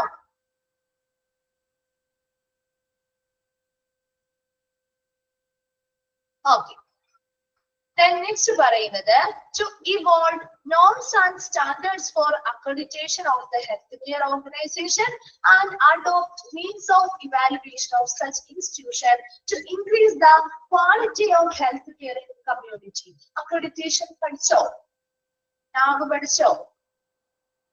ക്വാളിറ്റി മാനേജ്മെന്റ് അല്ലെങ്കിൽ പഠിച്ചോ ചാപ്റ്റർ? പഠിച്ചു. ഓക്കെ, അപ്പൊ അക്രഡിറ്റേഷൻ എന്താണെന്നൊക്കെ അറിയാലോ അല്ലെ? എക്സ്ട്രാ പറയേണ്ട കാര്യമില്ലല്ലോ.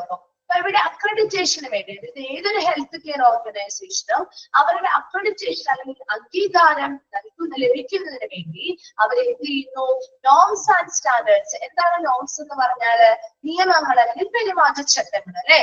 അതുപോലെ സ്റ്റാൻഡേർഡ്സ് എന്ന് പറഞ്ഞാൽ മാനദണ്ഡങ്ങൾ. അപ്പൊ അവര് പാലിക്കേണ്ടതായിട്ടുള്ളത് അക്രഡിറ്റേഷന് വേണ്ടി ഒരു ഹെൽത്ത് കെയർ ഓർഗനൈസേഷൻ അവരുടെ അക്രഡിറ്റേഷൻ അല്ലെങ്കിൽ അംഗീകാരത്തിന് വേണ്ടി അവര് എന്ത് പാലിക്കേണ്ടതായിട്ടുണ്ടെങ്കിൽ എന്ത് ഡെവലപ്പ് ചെയ്യണം? അംഗീകാരം ലഭിക്കണമെങ്കിൽ അവർ കൃത്യമായ സ്റ്റാൻഡേർഡ്സും കാര്യങ്ങളൊക്കെ പാലിക്കണം അല്ലെ? അതിനു വേണ്ടിയിട്ട് കൃത്യമായ നിയമങ്ങൾ അല്ലെങ്കിൽ പെരുമാറ്റച്ചട്ടങ്ങളും മാനദണ്ഡങ്ങളും വികസിപ്പിക്കുക. And adopt means of evaluation of such institutions to increase the quality of health care in the community. എന്താ പറയുന്നത്? adopt means of evaluation of such institution. ഇങ്ങനെയുള്ള സ്ഥാപനങ്ങളുടെ ഇവാലുവേഷൻ അല്ലെങ്കിൽ വിലയിരുത്തൽ നടത്തുന്നതിന് ആവശ്യമായ പല മെത്തേഡുകള് സ്വീകരിക്കുകയും ചെയ്യുക. ടു ഇൻക്രീസ്, എന്തിനു വേണ്ടിയാ? To increase the quality of health care in the community. കമ്മ്യൂണിറ്റിയിലേക്ക് നല്ല ഗുണനിലവാരമുള്ള ആരോഗ്യ പരിചരണം കൊടുക്കാൻ വേണ്ടി ഈ പറയുന്ന ഓരോ സ്ഥാപനങ്ങളുടെയും പ്രവർത്തനങ്ങള് ശരിയായ രീതിയിലാണോ നടക്കുന്നത് എന്ന് വിലയിരുത്തുന്നതിന് ആവശ്യമായ രീതികള് കൊണ്ടുവരിക. അതുപോലെ ആ ഹെൽത്ത് കെയർ ഓർഗനൈസേഷന്റെ അക്രഡിറ്റേഷൻ ആവശ്യമായ മാനദണ്ഡങ്ങളും നിയമങ്ങളും വികസിപ്പിക്കുകയും ചെയ്യുക. Then next point, to provide opportunities for training and research in all sides of hospital services, healthcare delivery system. അത് കഴിഞ്ഞൊരു കോമന്റ് കേട്ടോ. ഹോസ്പിറ്റൽ സർവീസ് കഴിഞ്ഞിട്ട് അടുത്തതാണ് health care delivery system and health care administration. എന്താ പറയുന്നത്? To provide opportunities for training and research. ഏതൊക്കെ വശങ്ങളിലാണ്?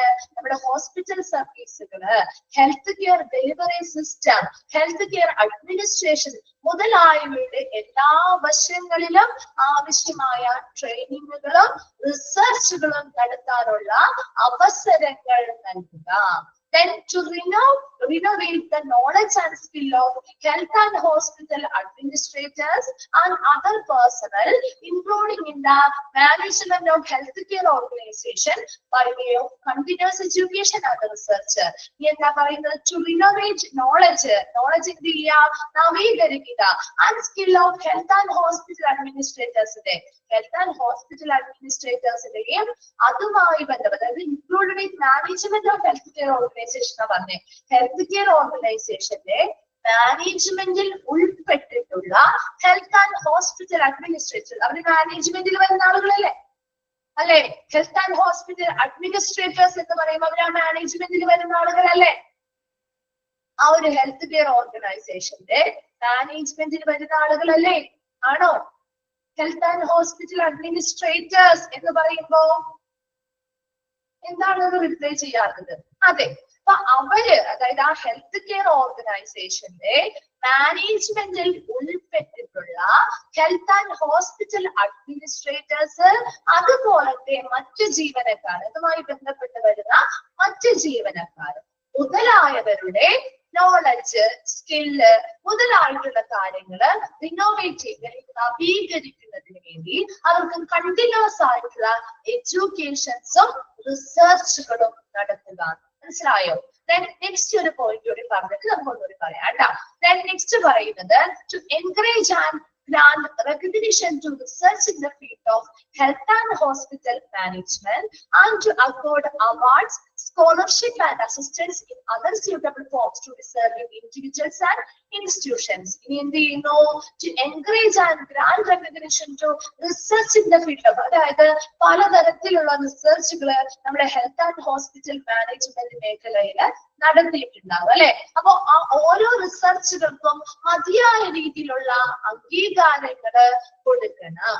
അതോടൊപ്പം തന്നെ നല്ല രീതിയിൽ പ്രവർത്തിക്കുന്ന സ്ഥാപനങ്ങൾക്ക്, ഡിസർവിംഗ് ആയിട്ടുള്ള യോഗ്യതയുള്ള സ്ഥാപനങ്ങൾക്കും വ്യക്തികൾക്കും എന്ത് ചെയ്യണം? ആവശ്യമായ സഹായങ്ങൾ കൊടുക്കണം, സ്കോളർഷിപ്പുകൾ കൊടുക്കണം, അവാർഡുകളും നൽകണം. എന്തൊക്കെ പോയിന്റ്സ് ആണ് നമ്മൾ ഇവിടെ പറഞ്ഞത്? To evolve norms and standards for accreditation. അതായത് ഒരു ഹെൽത്ത് കെയർ ഓർഗനൈസേഷന് അംഗീകാരം ലഭിക്കുന്നതിന് വേണ്ടിയുള്ള സ്റ്റാൻഡേർഡ്സ്, മാനദണ്ഡങ്ങളും നിയമങ്ങൾ അല്ലെങ്കിൽ പെരുമാറ്റച്ചട്ടങ്ങളും വികസിപ്പിക്കുക. ഈ പറയുന്ന സ്ഥാപനങ്ങൾ ഇതെല്ലാം പാലിക്കുന്നുണ്ടോ എന്ന് മനസ്സിലാക്കാൻ, അത് വിലയിരുത്താൻ ആവശ്യമായ പലതരത്തിലുള്ള മെത്തേഡുകൾ അഡോപ്റ്റ് ചെയ്യുക. അതുപോലെ ഇതിലൂടെയൊക്കെ എന്താണ് ഉറപ്പുവരുത്താൻ പറ്റുന്നത്? നമ്മുടെ കമ്മ്യൂണിറ്റിയിലേക്ക് നല്ല ആരോഗ്യ പരിചരണങ്ങൾ, ക്വാളിറ്റിയിലുള്ള ഗുണനിലവാരത്തിലുള്ള ആരോഗ്യ പരിചരണങ്ങൾ കൊണ്ടുവരാനും സഹായിക്കുക.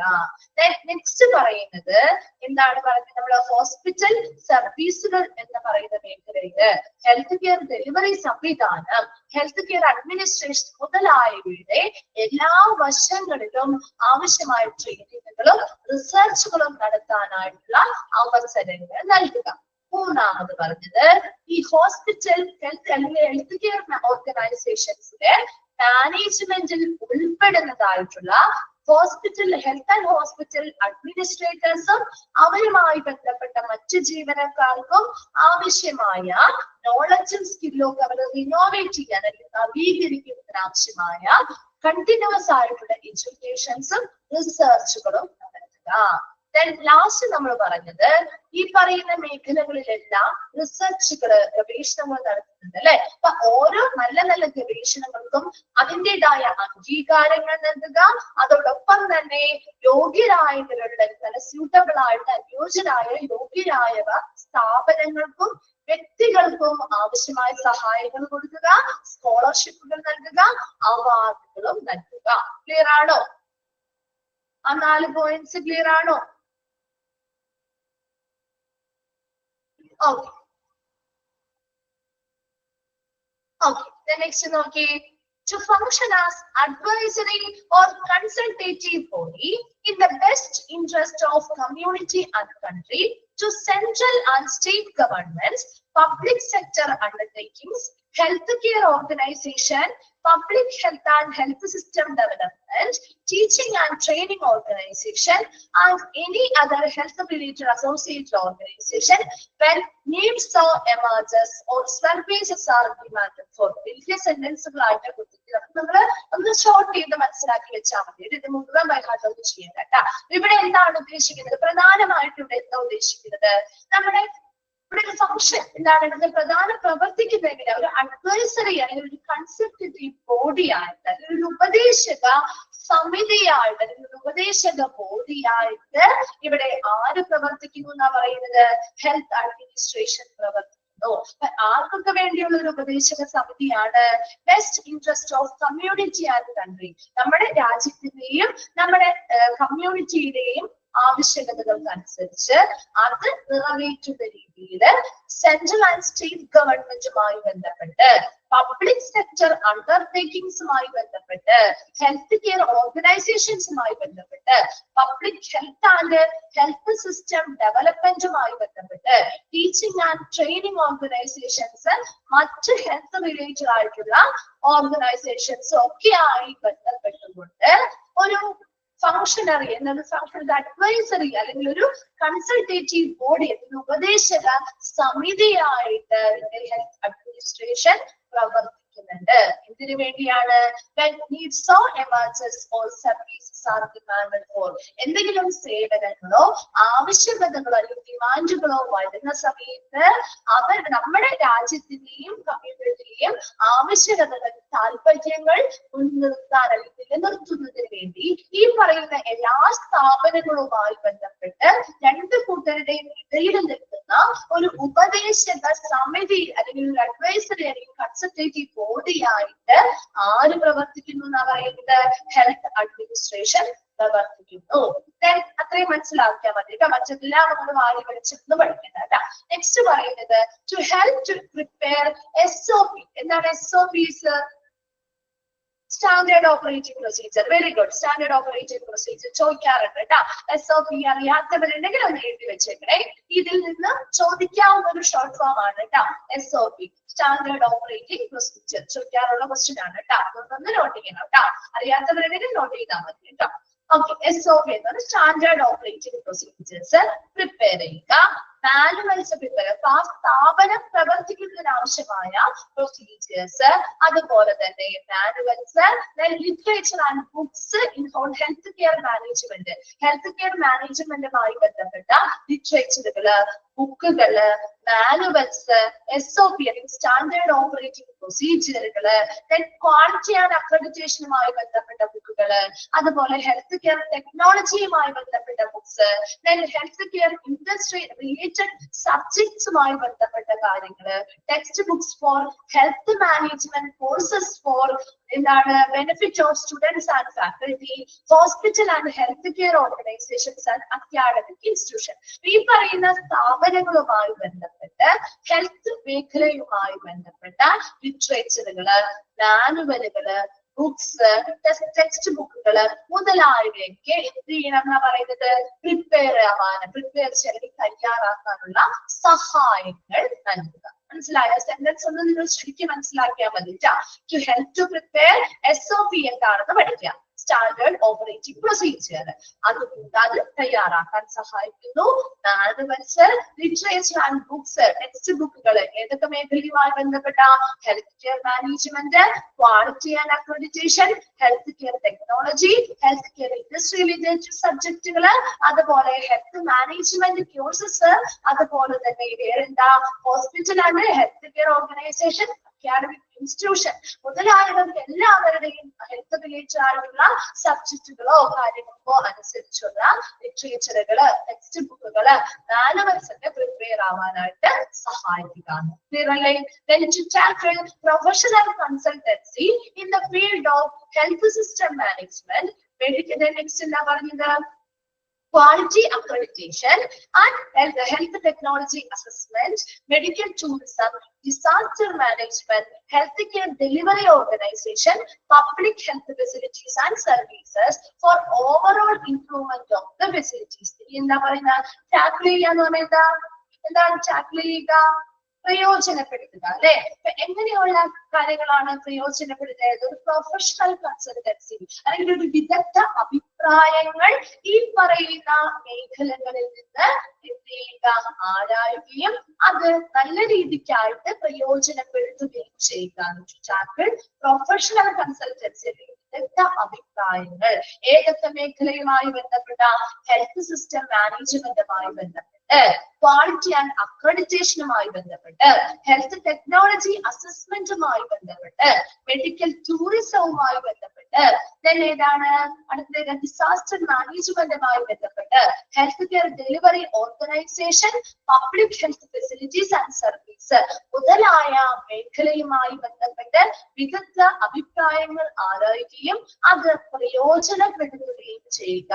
എന്തിനു വേണ്ടി, four overall improvement of the facilities, ഈ പറയുന്ന എല്ലാ സ്ഥാപനങ്ങളുടെയും മൊത്തത്തിലുള്ള ഓവറോൾ ഫെസിലിറ്റികൾ അല്ലെങ്കിൽ അവർ കൊടുക്കുന്ന സംവിധാനങ്ങള്, അവർ കൊടുക്കുന്ന ഫെസിലിറ്റികളുടെ ഓവറോൾ ആയിട്ട് മൊത്തത്തിലുള്ള മെച്ചപ്പെടുത്തൽ നടത്താൻ വേണ്ടി ഇങ്ങനെയുള്ള എല്ലാ മേഖലയെ കുറിച്ചുമുള്ള വിദഗ്ധ അഭിപ്രായങ്ങൾ ആലോചിക്കുകയും അത് പ്രയോജനപ്പെടുത്തുകയും ചെയ്യുക. നെക്സ്റ്റ് പറയുന്നത് to conduct inter hospital or institution awards competition on different parameters to bring competitiveness for enhancing healthcare quality and training. അടുത്ത പറയുന്നത് ഹോസ്പിറ്റല് അല്ലെങ്കിൽ നമ്മുടെ ഇൻസ്റ്റിറ്റ്യൂഷൻസ് മുതലായവയുമായി ബന്ധപ്പെട്ട് ഇന്റർ ഹോസ്പിറ്റൽ അല്ലെങ്കിൽ ഇൻസ്റ്റിറ്റ്യൂഷൻ അവാർഡ് കോമ്പറ്റീഷൻസ് നടത്തുക. ഒരു ഗ്രൂപ്പ് ഓഫ് ഇൻസ്റ്റിറ്റ്യൂഷൻസ് തമ്മിൽ എന്ത് ചെയ്യുന്നു, അവരുടെ ബെറ്ററായിട്ട് പ്രവർത്തിക്കുന്ന ആളുകൾക്ക് അങ്ങോട്ടും ഇങ്ങോട്ടും നല്ല മികച്ച പെർഫോമൻസ് കാഴ്ചവെക്കുന്ന സ്ഥാപനങ്ങൾക്ക് അവാർഡ് കോമ്പറ്റീഷൻസ് നടത്തുക. അതിലൂടെ പലതരത്തിലുള്ള പാരാമീറ്റേഴ്സ് അല്ലെങ്കിൽ പല മാനദണ്ഡങ്ങൾ പ്രകാരം ഓരോ കാര്യങ്ങളും കൃത്യമായിട്ട് വിലയിരുത്തൽ നടത്തുകയും അങ്ങനെ വിലയിരുത്തൽ നടത്തി അവർക്ക് അവാർഡുകൾ കൊടുക്കുകയും, അങ്ങനെ അവാർഡ് കൊടുക്കുമ്പോൾ എന്താണ് അതിന്റെ ഒരു മെച്ചം എന്ന് പറയുന്നത്, എന്താണ് അവാർഡ് കൊടുക്കുമ്പോൾ അതിന്റെ ഒരു മെച്ചം, ഒരു സ്ഥാപനത്തിന് അവാർഡ് കിട്ടി, അപ്പൊ മറ്റുള്ള സ്ഥാപനവും അതിനൊപ്പം തന്നെ കോമ്പറ്റീറ്റീവ് ആയിട്ട് എന്ത് ചെയ്തിട്ടുണ്ടായിരുന്നു, മത്സരിച്ചിട്ടുണ്ടായിരുന്നു. അപ്പൊ ഒരു സ്ഥാപനത്തിന് കിട്ടുമ്പോൾ മറ്റു സ്ഥാപനങ്ങൾക്കും എന്ത് ചിന്ത വരും, എന്ത് ചിന്തയാ വരിക, അവരെ പോലെ തന്നെ അടുത്ത തവണ നമ്മൾ പെർഫോം ചെയ്ത് നമുക്ക് അവാർഡ് കരസ്ഥമാക്കണം എന്നൊരു ചിന്ത വരില്ലേ? വരും. അതേ സാധനം തന്നെ ഇവിടെ ഉദ്ദേശിക്കുന്നത്. അതായത് അങ്ങനെ ഒരു കോമ്പറ്റീഷൻ കൊടുത്ത അവാർഡുകളൊക്കെ കൊടുക്കുമ്പോൾ four enhancing health care quality and training, അപ്പൊ ഓരോ സ്ഥാപനങ്ങളും ആരോഗ്യപരമായിട്ടുള്ള നല്ല പരിശീലനങ്ങൾ കൊടുക്കുന്നു, നല്ല രീതിയിലുള്ള കാര്യങ്ങൾ അവരുടെ പ്രവർത്തനത്തിൽ കൊണ്ടുവരുന്നു. അതിലൂടെ മെച്ചമായിട്ടുള്ള നല്ല ക്വാളിറ്റിയുള്ള ആരോഗ്യ പരിചരണം നമുക്ക് ജീവൻ ആളുകളിലേക്ക് എത്തിക്കാനും ഇത് സഹായിക്കുന്നുണ്ട്. ലാസ്റ്റ് പോയിന്റ് ആണ് to realise and make facility to the individual who have made extraordinary and significant contributions in the field of health and hospital management in general and to the academy in particular. അതായത് ഇപ്പൊ നമ്മുടെ general ആയിട്ട് hospital management, health and hospital management മേഖലയുമായി ബന്ധപ്പെട്ട് general ആയിട്ട് പൊതുവായിട്ട് എന്തെങ്കിലും extra ordinary, അതായത് ഒരു അസാധ്യമായിട്ടുള്ള അല്ലെങ്കിൽ ശ്രദ്ധേയമായിട്ടുള്ള കോൺട്രിബ്യൂഷൻസ് അല്ലെങ്കിൽ സംഭാവനകൾ നൽകിയ വ്യക്തികൾ ഉണ്ടാവും അല്ലെ.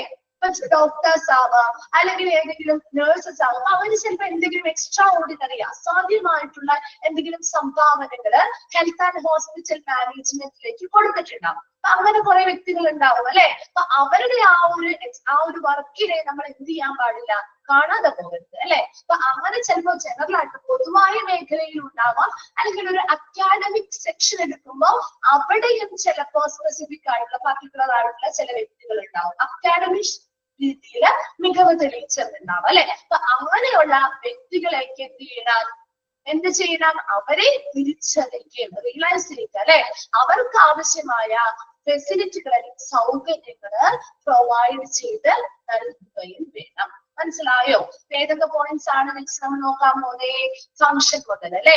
ഓക്കെ, ഒരു അഡ്വൈസറി കമ്മിറ്റി അല്ലെങ്കിൽ ഒരു കൺസൾട്ടേറ്റീവ് ബോഡി, ഒരു ഉപദേശക ബോഡിയായിട്ട് ഹെൽത്ത് അഡ്മിനിസ്ട്രേഷൻ പ്രവർത്തിക്കുകയും ഈ പറയുന്ന എല്ലാ മേഖല സ്ഥാപനങ്ങളുമായി ബന്ധപ്പെട്ട് ഇടനിലക്കാരായി നിന്നുകൊണ്ട് ഒരു ഉപദേശക സമിതിയായിട്ട് ഈ പറയുന്ന ഹെൽത്ത് അഡ്മിനിസ്ട്രേഷൻ പ്രവർത്തിക്കേണ്ടതാണ്.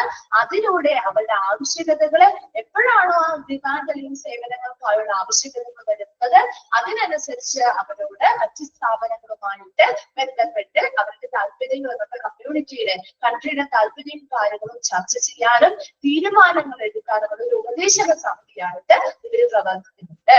രണ്ടാമത് പറഞ്ഞത് എന്തൊക്കെയാ പറഞ്ഞത്? ഈ പറയുന്ന ഹെൽത്ത് റിലേറ്റഡ് ആയിട്ടുള്ള പല സ്ഥാപനങ്ങളുടെ പേര് പറഞ്ഞിട്ടുണ്ട് അല്ലെ. അതുമായി ബന്ധപ്പെട്ടുള്ള കൃത്യമായിട്ടുള്ള SOPകള്, സ്റ്റാൻഡേർഡ് ഓപ്പറേറ്റിംഗ് പ്രൊസീജിയറുകള്, മാനുവലുകള്, ലിറ്ററേച്ചറുകള്, ടെക്സ്റ്റ് ബുക്കുകള് മുതലായ കാര്യങ്ങള് പ്രിപ്പയർ ചെയ്യാനുള്ള സഹായങ്ങൾ നൽകുക. നെക്സ്റ്റ് പറയുന്നത് ഒരു പ്രൊഫഷണൽ കൺസൾട്ടൻസി വിദഗ്ധ അഭിപ്രായം ആരായുകയും അത് പ്രയോജനപ്പെടുത്തുകയും ചെയ്യുക. ഏതൊക്കെ മേഖലയിലാണ്?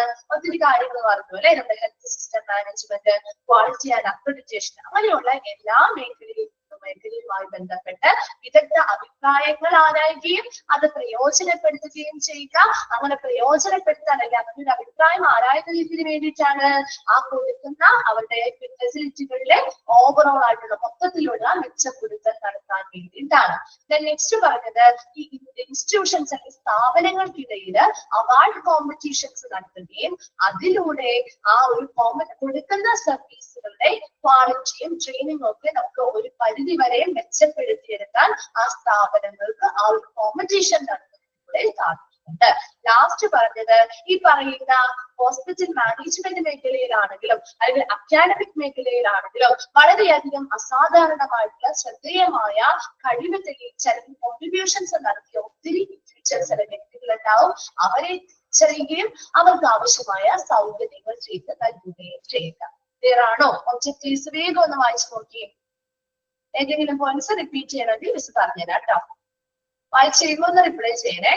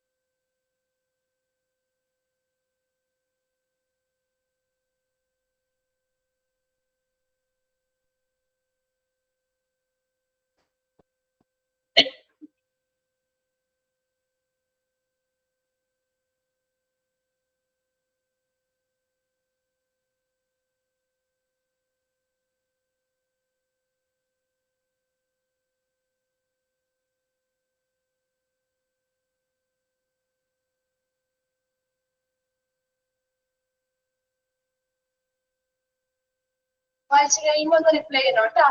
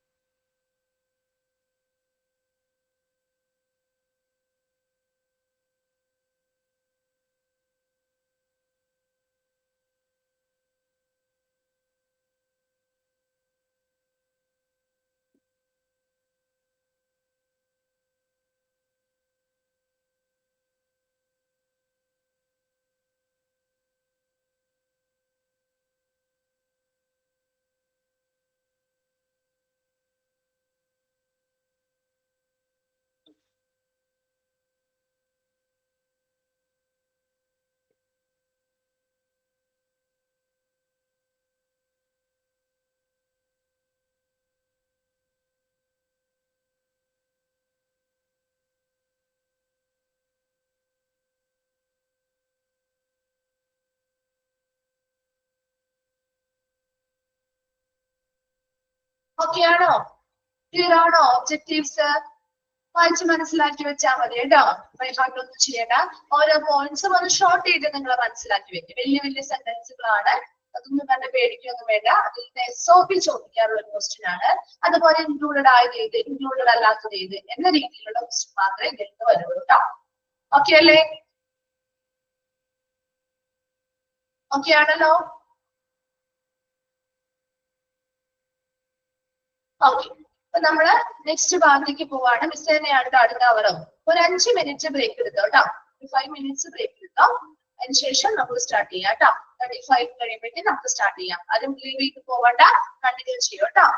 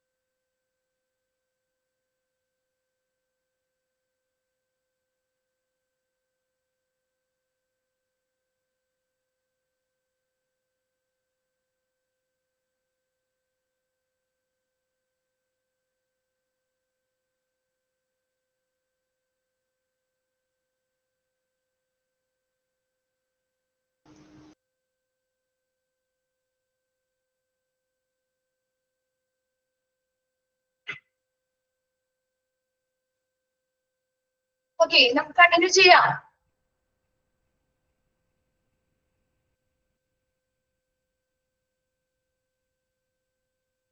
ഓക്കെ, നമ്മൾ ഇത്രയും ഭാഗം കഴിഞ്ഞു. ഇനി നമ്മൾ നെക്സ്റ്റ് വേറൊരു സെക്ഷൻ ആയിട്ടാണ് പഠിക്കുന്നത് കേട്ടോ. നെക്സ്റ്റ് വരുന്നത് indicators for measuring impact of health care administration. ഒരു ഹെൽത്ത് കെയർ അഡ്മിനിസ്ട്രേഷന്റെ ഇമ്പാക്ട് അല്ലെങ്കിൽ സ്വാധീനം അളക്കുന്നതിന് നമ്മൾ ഉപയോഗിക്കുന്ന ഇൻഡിക്കേറ്റേഴ്സ് അല്ലെങ്കിൽ സൂചകങ്ങളെ കുറിച്ചാണ് പഠിക്കുന്നത്. Indicators for measuring impact of health care administration. Health care അഡ്മിനിസ്ട്രേഷന്റെ സ്വാധീനം അളക്കുന്നതിന് വേണ്ടി ഉപയോഗിക്കുന്ന സൂചകങ്ങൾ. Okay, health indicators are calculable characteristics of a population which researchers use as supporting evidence for explaining the health of a population. Health indicators are calculable characteristics of a population. ഒരു പോപ്പുലേഷന്റെ calculable നമുക്ക് അളക്കാൻ പറ്റുന്ന അല്ലെ നമുക്ക് തിട്ടപ്പെടുത്താൻ പറ്റുന്ന സവിശേഷതകളാണ് health indicators എന്ന് പറയുന്നത്.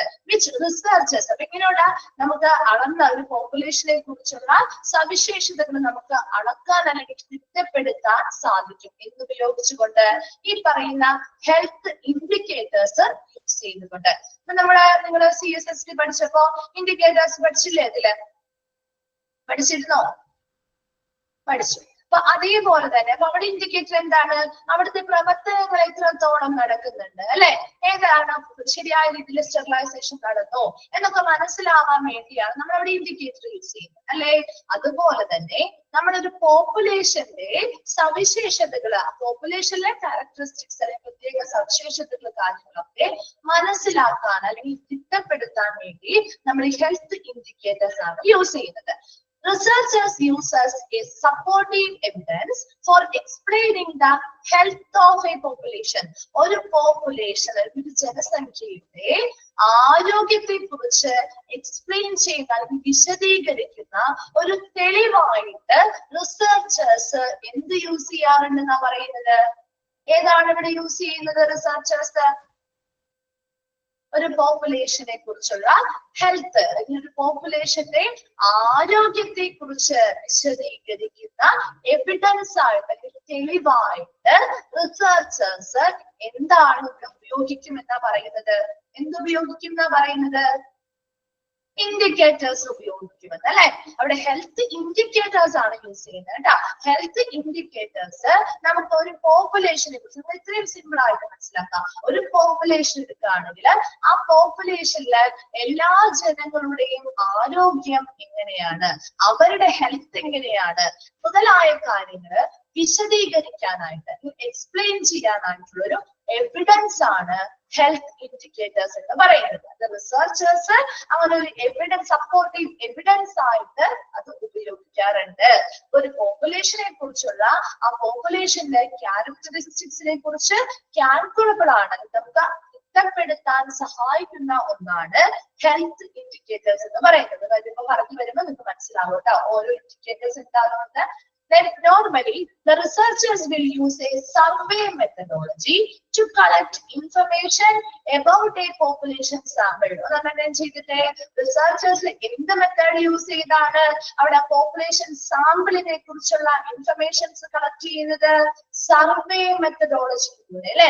സർവേ മെത്തേഡുകൾ ഉപയോഗിച്ചുകൊണ്ട് ആ ഒരു പോപ്പുലേഷൻ സാമ്പിളിനെ കുറിച്ചുള്ള ഇൻഫർമേഷൻസ് ആര് കളക്ട് ചെയ്യുന്നു? റിസർച്ചേഴ്സ് കളക്ട് ചെയ്യുന്നു. And use statistics to generalize the information gathered to the total population and then use the statistical analysis to make a statement about the health of the population. എന്താണ് നമ്മുടെ കുഞ്ഞു ക്ലാസ്സിലെ statistics ഒക്കെ പഠിച്ചിട്ടില്ലേ? 10th നമ്മള് സ്റ്റാറ്റി പഠിച്ചിട്ടില്ലേ? പഠിച്ചിട്ടുണ്ട് അല്ലെ. അപ്പൊ അവിടെ എന്താ ചെയ്യാ? നമുക്ക് കുറെ കോളം, നമ്മൾ കുറെ ഡേറ്റാസും കാര്യങ്ങളൊക്കെ തരും അല്ലെ. എന്നിട്ട് നമ്മൾ അത് എന്താ ചെയ്യുന്നത്? എന്ത് ചെയ്യും? അത് അനാലിസിസ് നടത്തിയിട്ട് നമ്മൾ കൃത്യമായ സ്റ്റാറ്റിസ്റ്റിക്കൽ അനാലിസിസ് നടത്തും. അതിനുശേഷം നമ്മൾ എന്ത് ചെയ്യാറുണ്ട്? ഡയഗ്രാമാറ്റിക് ആയിട്ട് ഇത് റെപ്രസെന്റ് ചെയ്യാറുണ്ട് അല്ലെ. ചെയ്യാറുണ്ടായിരുന്നോ? എങ്ങനെയാണ് ചെയ്യാറ്? പൈ ഡയഗ്രാം ആയിട്ട് അല്ലെങ്കിൽ ഹോളോഗ്രാം ആയിട്ട് അല്ലെ, ഗ്രാഫ് ആയിട്ട് നമ്മൾ റെപ്രസെന്റ് ചെയ്യാറില്ലേ? ഇത്ര പോപ്പുലേഷനില് ഇത്ര പെർസെന്റേജ് ആളുകൾക്ക് ഇന്നതാണ്, ഇത്ര പെർസെന്റേജ് ആളുകൾ ഇന്നതാണ്. അങ്ങനെ നമ്മൾ ഓൾറെഡി പണ്ടൊക്കെ നമ്മൾ ചെയ്യുമായിരുന്നു അല്ലെ, ചെയ്യാറുണ്ടല്ലേ. അപ്പൊ അതുപോലെ ഇവിടെയും റിസർച്ചേഴ്സ് എന്ത് ചെയ്യുന്നു, സർവേ മെത്തേഡിലൂടെ ഇൻഫർമേഷൻസ്, ഒരു പോപ്പുലേഷൻ സാമ്പിളിനെ കുറിച്ചുള്ള ഇൻഫർമേഷൻസ് കളക്ട് ചെയ്യും. ഈ കളക്ട് ചെയ്ത ഈ സ്റ്റാറ്റിസ്റ്റിക്സ് അല്ലെങ്കിൽ സ്ഥിതി വിവര കണക്കുകള് എന്ത് ചെയ്യുന്നു, കൃത്യമായിട്ട് ആ ഒരു ടോട്ടൽ പോപ്പുലേഷനെ കുറിച്ചുള്ള സ്ഥിതി വിവര കണക്ക് അല്ലെങ്കിൽ സ്റ്റാറ്റിസ്റ്റിക്സ് നല്ല രീതിയിൽ അനാലിസിസ് നടത്തി അതെന്ത് ചെയ്യുന്നു, ആ ഒരു പോപ്പുലേഷന്റെ ഹെൽത്തിനെ കുറിച്ചുള്ളൊരു സ്റ്റേറ്റ്മെന്റ്, ഒരു എന്താണ് പ്രസ്താവനയാക്കി നമ്മൾ മാറ്റുകയാണ് ചെയ്യുന്നത്. അപ്പൊ ഇങ്ങനെയുള്ള സ്റ്റാറ്റിസ്റ്റിക്കൽ അനാലിസിസ് ചെയ്ത് അത് കൃത്യമായിട്ട് ഡയഗ്രാമാറ്റിക് ആയിട്ട് അത് റെപ്രസെന്റ് ചെയ്യുമ്പോൾ നമുക്ക് മനസ്സിലാവും ആ പോപ്പുലേഷനില് ഇങ്ങനെയുള്ള ഹെൽത്ത് റിലേറ്റഡ് ആയിട്ടുള്ള ഇങ്ങനെയുള്ള കാര്യങ്ങളാണ്. ചിലപ്പോൾ എന്തെങ്കിലും ഒരു അസുഖമാണ് അവിടെ കൂടുതലായിട്ട് പ്രചരിച്ചു നിൽക്കുന്നതെങ്കിൽ ഇത്ര പെർസെന്റേജ് ആളുകൾക്ക് ഇന്ന അസുഖം ഉണ്ടായിട്ടുണ്ട്, ഇത്ര പേർക്ക് അത് വരാനുള്ള ചാൻസ് ഉണ്ട്, ഇനി ഇത്ര പേർക്ക് തീരെ ആ ഒരു ചാൻസേ ഇല്ല, യാതൊരുവിധ കുഴപ്പവുമില്ല. അങ്ങനെ നമുക്ക് എന്ത് ചെയ്യാൻ പറ്റും, ആ ഒരു പോപ്പുലേഷന്റെ ഹെൽത്തിന്റെ അടിസ്ഥാനത്തില് നമുക്ക് അവിടെ ഒരു പ്രസ്താവന, സ്റ്റേറ്റ്മെന്റ് ഉണ്ടാക്കിയെടുക്കാൻ സാധിക്കും. ക്ലിയർ ആണോ? പറയുന്നത് മനസ്സിലാവുന്നുണ്ടോ? ഒരു ഹെൽത്ത് ഇൻഡിക്കേറ്റർ എന്ന് പറഞ്ഞാല് നമുക്കതൊരു പോപ്പുലേഷന്റെ ക്യാരക്ടേഴ്സിനെ തിട്ടപ്പെടുത്താനായിട്ട് ഉപയോഗിക്കാവുന്നതാണ്. റിസർച്ചേഴ്സ് അതൊരു സപ്പോർട്ടീവ് എവിഡൻസ് ആയിട്ട് ഒരു ഹെൽത്ത്, ഒരു പോപ്പുലേഷൻ സാമ്പിളിന്റെ ആരോഗ്യത്തെ കുറിച്ച് വിശദീകരിക്കുന്ന ഒരു സപ്പോർട്ടീവ് എവിഡൻസ് ആയിട്ട് റിസർച്ചേഴ്സും ഉപയോഗിക്കാറുമുണ്ട്. റിസർച്ചേഴ്സ് കൂടുതലും ഈ പോപ്പുലേഷൻ സാമ്പിളിനെ കുറിച്ചുള്ള ഇൻഫർമേഷൻസ് കളക്ട് ചെയ്യാനായിട്ട് സർവേ മെത്തേഡ്സ് ആണ് യൂസ് ചെയ്യുന്നത്. ഈ സർവേ മെത്തേഡ്സിലൂടെ കളക്ട് ചെയ്യുന്ന ഇൻഫർമേഷൻസ് അല്ലെങ്കിൽ സ്റ്റാറ്റിസ്റ്റിക്സ് അവർ ആ ടോട്ടൽ പോപ്പുലേഷന്റെ ആയിരിക്കാം എന്ന രീതിയിലാണ് കൺസിഡർ ചെയ്യുന്നത് കേട്ടോ. അപ്പൊ എപ്പോഴും ഒരു സാമ്പിൾ കളക്ട് ചെയ്തു എന്ന് വെച്ച് ആ സാമ്പിളിനെ മാത്രമാക്കിയല്ല നമ്മൾ അത് ചെയ്യുന്നത്. ഒരു സാമ്പിളിൽ നിന്നുള്ള കാര്യങ്ങൾ കളക്ട് ചെയ്തിട്ട് അത് മൊത്തത്തിൽ ജനറലൈസ് ചെയ്യാണ് ചെയ്യുക. മനസ്സിലായോ? ഇപ്പൊ ഒത്തിരി ആളുകളുണ്ട് അല്ലെ, നമ്മുടെ ഒരു പോപ്പുലേഷൻ നമ്മൾ എന്തോരം ആളുകളുണ്ട്, അവരിൽ നിന്ന് എല്ലാവരിൽ നിന്നും നമുക്ക് ഇൻഫർമേഷൻ കളക്ട് ചെയ്യാന്ന് പറയുന്നത് ബുദ്ധിമുട്ടല്ലേ. അപ്പൊ അതിന്റെ ഒരു സാമ്പിൾ എടുക്കും, ആ സാമ്പിളിൽ എത്രത്തോളം ഉണ്ടോ അതിനനുസരിച്ച് നമ്മൾ ആ ടോട്ടൽ പോപ്പുലേഷനിലേക്ക് അത് ജനറലൈസ് ചെയ്യും. മനസ്സിലായോ?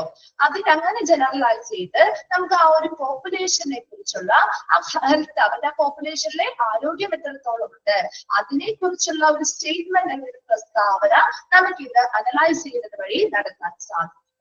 Then health indicators are often used by governments to guide healthcare policy. അതൊന്നാണല്ലോ ചിത്രത്തിന്റെ last point. The health indicators are often used by governments to guide healthcare policy or to make goals for improving population health. എന്താ health indicators ഉപയോഗിക്കാറുണ്ട്, government ഉപയോഗിക്കാറുണ്ട്. എന്തിനു വേണ്ടി?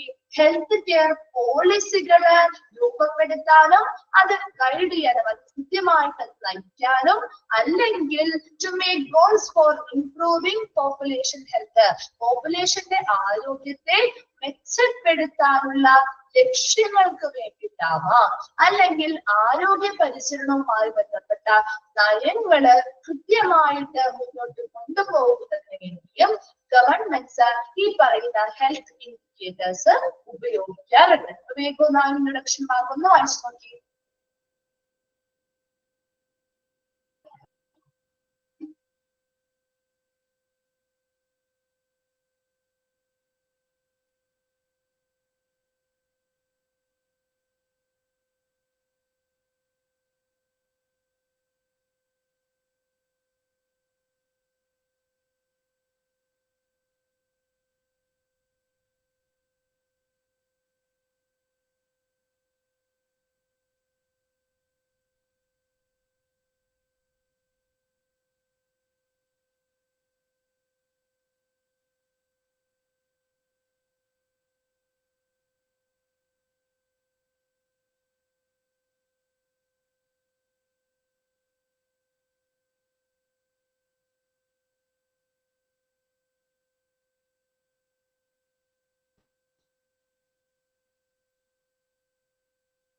Okay ആണോ?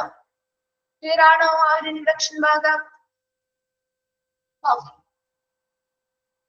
Then next വരുന്നത് characteristics ആണ്. എന്തിന്റെ characteristics ആ? A health indicator which will be used internationally to explain global health must have the following characteristics. അതായത് ഇപ്പൊ ഇവിടെ നമ്മുടെ ഇന്ത്യയിലാവാം, അല്ലെങ്കിൽ നമ്മളൊരു ഇന്ത്യയിൽ ഒരു പോപ്പുലേഷന്റെ ഒരു സാമ്പിൾ എടുത്താണ് നമ്മൾ അവിടെ എന്ത് ചെയ്യുന്നത്, കൃത്യമായ അനാലിസിസ് കാര്യങ്ങളും നടത്തുന്നതെങ്കിൽ പോലും ഈ പറയുന്ന ഹെൽത്ത് ഇൻഡിക്കേറ്റേഴ്സ് നമുക്ക് ഇന്റർനാഷണലി അന്താരാഷ്ട്രപരമായിട്ടും ഉപയോഗിക്കാൻ കഴിയുന്നവയായിരിക്കണം. ഒരു കോവിഡിന്റെ കേസ് നോക്കാം, ജസ്റ്റ് ഒരു എക്സാമ്പിൾസ് പറയുന്നുണ്ട്. ഒരു പോപ്പുലേഷനില് അവരുടെ ആരോഗ്യവുമായി ബന്ധപ്പെട്ട് ഒരു കോവിഡ് എന്ന് പറയുന്ന ഒരു വിഷയം എടുത്താണ് നമ്മൾ അവിടെ ഇൻഫർമേഷൻസ് കളക്ട് ചെയ്യുന്നത് വിചാരിക്കുക. ഈ കോവിഡ് എന്ന് പറയുന്നത് നമ്മുടെ ഇന്ത്യയിൽ മാത്രം നിൽക്കുന്ന രീതിയിലുള്ള കാര്യമാണോ? ആണോ? ഒരു ഇന്റർനാഷണൽ ലെവലില് എന്താണ് ഇമ്പോർട്ടൻസ് ഉള്ള ഒരു രോഗമല്ലേ, ഒരു ഡിസീസ് ആയിരുന്നില്ലേ? ആണോ? അതെ. അപ്പൊ നമുക്ക് ഈ ഒരു ഇന്ത്യയിലെ മാത്രം, അല്ലെങ്കിൽ നമ്മുടെ സ്റ്റേറ്റിലെ അല്ലെങ്കിൽ ഒരു ഇന്ത്യയിലെ മാത്രമുള്ള രീതിയിൽ മാത്രം അവരുടെ ഹെൽത്ത് മാത്രം ഉൾപ്പെടുത്തി നമുക്ക് അതൊന്നും ചെയ്യാൻ പറ്റില്ല, ഇൻഡിക്കേറ്റേഴ്സ് ഉപയോഗിച്ച് മെഷർ ചെയ്യാൻ പറ്റില്ല. അതൊരു ഇന്റർനാഷണൽ രീതിയിൽ കൂടി, അതായത് മറ്റുള്ള സ്ഥലങ്ങളിലും ഇതേ ഇൻഡിക്കേറ്റേഴ്സ് ഉപയോഗിച്ചുകൊണ്ട് മാത്രമേ നമുക്ക് എന്ത് ചെയ്യാൻ പറ്റുള്ളൂ, കാൽക്കുലേഷൻ നടത്താൻ പറ്റുള്ളൂ അല്ലെ. അപ്പൊ അങ്ങനെയുള്ള രീതിയിലുള്ള ഹെൽത്ത് ഇൻഡിക്കേറ്റേഴ്സ് ആയിരിക്കണം നമ്മൾ യൂസ് ചെയ്യുന്നത്. അപ്പൊ ഹെൽത്ത് ഇൻഡിക്കേറ്റേഴ്സ് എപ്പോഴും ഇന്റർനാഷണൽ ലെവൽ, അന്താരാഷ്ട്ര തലത്തില് അവരുടെ ആഗോള തലത്തിലുള്ള ആരോഗ്യത്തെ കൂടി വിശദീകരിക്കുന്ന രീതിയിലായിരിക്കണം ഒരു ഹെൽത്ത് ഇൻഡിക്കേറ്റർ ഉണ്ടാവേണ്ടത്. ആ ഹെൽത്ത് ഇൻഡിക്കേറ്റർ ഇന്റർനാഷണലി യൂസ് ചെയ്യാൻ പറ്റുന്ന ഒരു ഹെൽത്ത് ഇൻഡിക്കേറ്റർക്ക് വേണ്ട ക്യാരക്ടറിസ്റ്റിക്സ് അല്ലെങ്കിൽ സവിശേഷതകളാണ് താഴെ പറയുന്നത്. ആ ഹെൽത്ത് ഇൻഡിക്കേറ്ററിന്റെ സവിശേഷതകളാണ് കേട്ടോ. അപ്പൊ ഫസ്റ്റ് വൺ ആണ്, it must be explained in such a way that it can be gauged uniformly internationally. എന്താണ് അവർ ഉദ്ദേശിക്കുന്നത്? ഇതെങ്ങനെ നമുക്ക് വിശദീകരിക്കാൻ സാധിക്കണം എന്നാ പറയുന്നത്? ഗേജ് എന്ന് പറഞ്ഞാൽ അളക്കുക. എങ്ങനെ അളക്കാൻ പറ്റണം? എങ്ങനെ അളക്കാൻ പറ്റണം എന്നാ പറയുന്നത്? അന്താരാഷ്ട്ര തലത്തില് ഒരേപോലെ അളക്കാൻ പറ്റുന്നതായിരിക്കണം അല്ലെ, അല്ലെങ്കിൽ ഇന്ത്യയിലെ ഒരു വിധത്തില്, മറ്റു പുറം രാജ്യങ്ങളിൽ മറ്റൊരു വിധത്തില്, അങ്ങനെയാണോ അളക്കേണ്ടത്? അല്ല, ഇന്റർനാഷണൽ അന്താരാഷ്ട്ര തലത്തില് ഒരേപോലെ നമുക്ക് അളക്കാൻ സാധിക്കുന്ന രീതിയിൽ, അതായത് യൂണിഫോം ആയിട്ട് ഒരേപോലെ അളക്കാൻ സാധിക്കുന്ന രീതിയിലായിരിക്കണം ആ ഒരു ഇൻഡിക്കേറ്ററിന്റെ സവിശേഷത വരേണ്ടത്. ക്ലിയർ ആണോ? ഫസ്റ്റ് പോയിന്റ് മനസ്സിലായോ? മനസ്സിലായോ? ക്ലിയർ ആണോ? എന്താ പറഞ്ഞത്? ഇന്റർനാഷണലി അന്താരാഷ്ട്ര തലത്തില് നമുക്ക് എന്താണ് ഒരുപോലെ അളക്കാൻ പറ്റുന്ന രീതിയിലായിരിക്കണം ഈ ഹെൽത്ത് ഇൻഡിക്കേറ്റർ വരേണ്ടത്. രണ്ടാമത്തത്, it must have statistical validity, അല്ലെങ്കിൽ ഒരു സ്റ്റാറ്റിസ്റ്റിക്കൽ സാധുത ഉണ്ടായിരിക്കണം. എന്ന് വെച്ചാൽ എന്താ? നമുക്ക് കിട്ടുന്ന സ്റ്റാറ്റിസ്റ്റിക്സ് അല്ലെങ്കിൽ നമുക്ക് കിട്ടുന്ന സ്ഥിതിവിവര കണക്കുകൾ പ്രകാരം നമ്മളത് അനലൈസ് ചെയ്ത് ഈ ഒരു ഇൻഡിക്കേറ്റർ ഉപയോഗിച്ച് അതൊരു സ്റ്റേറ്റ്മെന്റ് ആക്കി മാറ്റുമ്പോൾ അതിന് എന്തുണ്ടായിരിക്കണം എന്ന് പറഞ്ഞാൽ വളരെ കൃത്യതയും വിശ്വസനീയതയും ഉണ്ടായിരിക്കണം അല്ലെ. ആ ഒരു ഇൻഡിക്കേറ്റർ വെച്ച് ചെയ്ത് കഴിയുമ്പോൾ ആ കിട്ടുന്ന റിസൾട്ട് എങ്ങനെയായിരിക്കണം? വാലിഡ് ആയിരിക്കണം, നല്ല സ്റ്റാറ്റിസ്റ്റിക്കൽ സാധുതയുണ്ടായിരിക്കണം, അല്ലെങ്കിൽ എന്താണ് കൃത്യതയും വിശ്വസ്തതയും നമുക്ക് ആ ഒരു റിസൾട്ടിൽ ഉണ്ടായിരിക്കണം. മനസ്സിലായോ? Then third one ആണ്, the indicator must be data which can practically be collected in a reasonable amount of time. ഇനി ഈ ഇൻഡിക്കേറ്ററിന് വേണ്ടി നമ്മൾ കളക്ട് ചെയ്യുന്ന ഡേറ്റാസ് അല്ലെ, ആ ഡേറ്റാസ് നമ്മൾ കളക്ട് ചെയ്യുന്ന എങ്ങനെയാ? റിസർച്ചേഴ്സ് ഒക്കെ നമ്മൾ എങ്ങനെയാ പറഞ്ഞേ? ഏത് രീതിയിലൂടെയാണെന്നാ പറഞ്ഞത്? റിസർച്ചേഴ്സ് ഡേറ്റാസ് കളക്ട് ചെയ്യുന്നത്, ഇൻഫർമേഷൻ കളക്ട് ചെയ്യുന്നത് എങ്ങനെയാന്ന് പറഞ്ഞേ? സർവേ മെത്തേഡിലൂടെയാണ് അല്ലെ. അപ്പൊ ഏത് മെത്തേഡിലൂടെ നമ്മൾ ഡേറ്റാസ് കളക്ട് ചെയ്താലും അത് ആ ഡേറ്റാസ് കളക്ട് ചെയ്യുന്നത് പ്രാക്ടിക്കബിൾ ആയിരിക്കണം. എന്താ? പ്രായോഗികപരമായിട്ട് എത്ര സമയം, ഒത്തിരി സമയമൊന്നും ആ ഒരു ഇൻഫർമേഷൻസ് അല്ലെങ്കിൽ ഡേറ്റാസ് കളക്ട് ചെയ്യാൻ എടുക്കാൻ പാടില്ല. ഒരു റീസണബിൾ എമൗണ്ട് ഓഫ് ടൈം അല്ലെ, വളരെ കഴിയുന്ന അത്ര നമുക്ക് പറ്റാവുന്ന രീതിയിൽ നമുക്ക് റീസണബിൾ ആയിട്ടുള്ള വളരെ കുറഞ്ഞ സമയത്തിനുള്ളിൽ തന്നെ നമുക്ക് ഇതിന് വേണ്ട ഇൻഫർമേഷൻസ് കളക്ട് ചെയ്യാൻ സാധിക്കണം. മനസ്സിലായോ? മൂന്നാമത്തെ പോയിന്റ് ക്ലിയർ ആയോ? മനസ്സിലാവുന്നുണ്ടോ? ഓക്കെ. നാലാമത്തെ point, the analysis of the data must result in a recommendation on which people can make changes to improve health. എന്താണ് ഈ ഒരു ഡേറ്റാസ് അനലൈസ് ചെയ്ത് നമ്മൾ വിശകലനം ചെയ്ത് അതിന്റെ റിസൾട്ട് എന്ന് പറയുന്നത് റെക്കമെൻഡേഷൻ, ശുപാർശ on which people can make changes to improve health. ഈ പറയുന്ന ഇൻഡിക്കേറ്റർ ഉപയോഗിച്ച് നമ്മൾ ഡേറ്റാസ് കളക്ട് ചെയ്തു, അതിനുശേഷം അത് അനാലിസിസ് ചെയ്തു, ഒരു റിസൾട്ടിലേക്ക് എത്തി അല്ലേ. അപ്പൊ ആ റിസൾട്ട് എന്ന് പറയുന്നത് എപ്പോഴും ആ ഒരു പോപ്പുലേഷന്റെ ആരോഗ്യത്തെ മെച്ചപ്പെടുത്തുന്നതിന് വേണ്ടിയുള്ള ഒരു റെക്കമെൻഡേഷൻ അല്ലെങ്കിൽ ഒരു ശുപാർശയായിരിക്കണം. മനസ്സിലായോ? ഇപ്പൊ ഒരു പോപ്പുലേഷനെ നമ്മൾ എടുത്തു, ആ പോപ്പുലേഷന്റെ ഡേറ്റാസ് കളക്ട് ചെയ്തപ്പോ നമുക്ക് മനസ്സിലാവാണ് ആ പോപ്പുലേഷനില് ഇത്ര വിഭാഗത്തിൽപ്പെട്ട ആളുകൾക്ക് ഹെൽത്ത് റിലേറ്റഡ് ആയിട്ടുള്ള ഇന്ന പ്രോബ്ലംസ് ഉണ്ട് എന്ന് മനസ്സിലായാൽ ഈ റിസൾട്ട് എന്താണ് റെക്കമെൻഡ് ചെയ്യുന്നത്? അവിടെ എന്താ റെക്കമെൻഡ് ചെയ്യുന്നത്? അപ്പൊ അവിടെ ഈ ഒരു റിസൾട്ട് വഴി അവൻ എന്ത് മനസ്സിലാക്കണം? ആ പോപ്പുലേഷനില് ഇത്രയും ആളുകൾ ഇന്ന രോഗത്താൽ അല്ലെങ്കിൽ ഇന്ന ബുദ്ധിമുട്ടുകൾ അനുഭവിക്കുന്നുണ്ട്, അപ്പൊ അവരുടെ ഹെൽത്ത് മെച്ചപ്പെടുത്തുക എന്നല്ലേ മനസ്സിലാക്കേണ്ടത് അല്ലെ. ആ ഹെൽത്ത് മെച്ചപ്പെടുത്താൻ ആവശ്യമായിട്ട് അവരുടെ ആരോഗ്യകരമായിട്ടുള്ള കാര്യങ്ങളിൽ കൂടുതൽ മാറ്റങ്ങൾ വരുത്തി അത് മെച്ചപ്പെടുത്തി കൊണ്ടുവരാനുള്ളൊരു ശുപാർശയായിട്ട് റെക്കമെൻഡേഷൻ ആയിട്ട് ഈ റിസൾട്ടിനെ നമുക്ക് കൺസിഡർ ചെയ്യാനായിട്ട് സാധിക്കണം. മനസ്സിലായോ? അപ്പൊ 4 പോയിന്റ്സ് ആണ് നമ്മൾ ക്യാരക്ടറിസ്റ്റിക്സിൽ പറഞ്ഞത്. ഒന്നുകൂടി ശ്രദ്ധിക്കാം, മിസ് ഒന്നുകൂടി പറയാം കേട്ടോ. ഒന്നാമത് പറഞ്ഞത് അന്താരാഷ്ട്ര തലത്തിൽ വരെ നമുക്ക് ഒരുപോലെ അളക്കാൻ സാധിക്കുന്ന രീതിയിലുള്ള ഒരു ഇൻഡിക്കേറ്റർ ആയിരിക്കണം ഈ ഹെൽത്ത് ഇൻഡിക്കേറ്റർ എന്ന് പറയുന്നത്. രണ്ടാമത്തത് പറഞ്ഞത് ഇതിനൊരു സ്റ്റാറ്റിസ്റ്റിക്കൽ വാലിഡിറ്റി അല്ലെങ്കിൽ സാധുത ഉണ്ടായിരിക്കണം. ഇതിന്റെ റിസൾട്ട് എപ്പോഴും നമുക്ക് വിശ്വസനീയവും കൃത്യതയുള്ളതുമായിരിക്കണം. മൂന്നാമത് പറഞ്ഞത് ഈ ഇൻഡിക്കേറ്റേഴ്സിന് വേണ്ടി നമ്മൾ ഡേറ്റാസ് അല്ലെങ്കിൽ ഇൻഫർമേഷൻസ് കളക്ട് ചെയ്യുമ്പോൾ അത് ഒത്തിരി സമയം എടുക്കാൻ പാടില്ല. നമുക്ക് റീസണബിൾ ആയിട്ടുള്ള ടൈം കൊണ്ട് തന്നെ ഈ ഇൻഫർമേഷൻസ് അല്ലെങ്കിൽ ഡേറ്റാസ് കളക്ട് ചെയ്യാൻ സാധിക്കണം. നാലാമത് പറഞ്ഞത് ഈ പറയുന്ന ഡേറ്റാസ് അനലൈസ് ചെയ്ത് കിട്ടുന്ന റിസൾട്ട് എന്ന് പറയുന്നത് ആ പോപ്പുലേഷന്റെ ആരോഗ്യത്തെ മെച്ചപ്പെടുത്താനുള്ളൊരു ശുപാർശയായിട്ട് പരിഗണിക്കപ്പെടാൻ സാധിക്കുന്നവയായിരിക്കണം. ക്ലിയർ ആണോ? ക്യാരക്ടറിസ്റ്റിക്സ് ക്ലിയർ ആണോ? 4 പോയിന്റ്സ് ഇതാണ്. ബാക്കിയുള്ളവർക്കൊന്നും ക്ലിയർ ആയില്ല. Okay. Then next നോക്കിയേ, the indicators, the disease specific mortality indicators ഏതൊക്കെയാണ്? The indicators used to measure health status. ഓരോ പോപ്പുലേഷന്റെയും ആരോഗ്യസ്ഥിതിയെ മെഷർ ചെയ്യാനായിട്ട് നമുക്ക് പല ഇൻഡിക്കേറ്റേഴ്സ് അല്ലെങ്കിൽ സൂചകങ്ങൾ ഉപയോഗിക്കാം. അതിൽ ഒന്നാമത്തതാണ് ഡിസീസ് സ്പെസിഫിക് മോർട്ടാലിറ്റി. എന്താണ് മോർട്ടാലിറ്റി? മരണനിരക്ക് അല്ലെ. ഡിസീസ് സ്പെസിഫിക് ഓരോ രോഗ നിർദ്ദിഷ്ടമായിട്ടുള്ള സ്പെസിഫിക് ഡിസീസിനനുസരിച്ചുള്ള മോർട്ടാലിറ്റി അല്ലെങ്കിൽ മരണനിരക്ക് നമുക്ക് നോക്കാം. മോർബിഡിറ്റി, എന്താണ് മോർബിഡിറ്റി? രോഗാവസ്ഥ അല്ലെ. രോഗാവസ്ഥ. ഡിസബിലിറ്റി, വൈകല്യങ്ങള് അല്ലെ. ഈ പറയുന്ന ഇൻഡിക്കേറ്റേഴ്സ്, അതുപോലെ ഡിറ്റർമിനൻസ് ഓഫ് ഹെൽത്ത്, നമ്മുടെ ആരോഗ്യത്തെ നിരീക്ഷിക്കാൻ നിർണായകമായിട്ടുള്ള ആരോഗ്യത്തെ മനസ്സിലാക്കുന്ന രീതിയിൽ biological risk factors and health behaviours, ആരോഗ്യപരമായിട്ടുള്ള ബിഹേവിയേഴ്സ്, ബയോളജിക്കൽ റിസ്ക് ഫാക്ടേഴ്സ് ഏതൊക്കെയാണ്?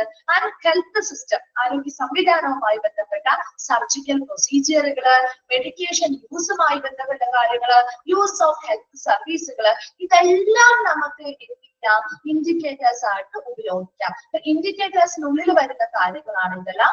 ഇതൊക്കെ കൺസിഡർ ചെയ്തുകൊണ്ടാണ് ആ ഒരു പോപ്പുലേഷന്റെ ആരോഗ്യത്തിന്റെ സ്റ്റാറ്റസ് അല്ലെങ്കിൽ സ്ഥിതി നമ്മൾ മെഷർ ചെയ്യുന്നത്. ഇനി അതിൽ കുറച്ചെണ്ണം മാത്രം നമുക്ക് എന്ത് ചെയ്യാനുണ്ട്? സ്പെസിഫിക് ആയിട്ട് പഠിക്കാനുണ്ട്. ജസ്റ്റ് നിങ്ങൾ അതൊന്ന് വായിച്ച് മനസ്സിലാക്കി വെച്ചാൽ കേട്ടോ. ഓരോന്നും നമ്മൾ പഠിക്കാനുള്ളത് നമ്മൾ സ്പെസിഫിക് ആയിട്ട് എടുത്ത് പഠിക്കുന്നുണ്ട്. അപ്പൊ അതൊന്ന് നോക്കിയാൽ മതിയേ. അതിൽ ഫസ്റ്റ് വരുന്നതാണ് ഡെത്ത് റേറ്റ്. അറിയാമല്ലോ, മരണനിരക്ക് അല്ലെ. ഡെത്ത് റേറ്റ് എന്ന് പറഞ്ഞാൽ മരണനിരക്ക്. അപ്പൊ അതില് എന്തായിരിക്കും ഡെത്ത് റേറ്റ് എന്ന് പറയുന്നത്? എന്തായിരിക്കാം ഡെത്ത് റേറ്റ് എന്ന് പറയുമ്പോ? അറിയില്ല.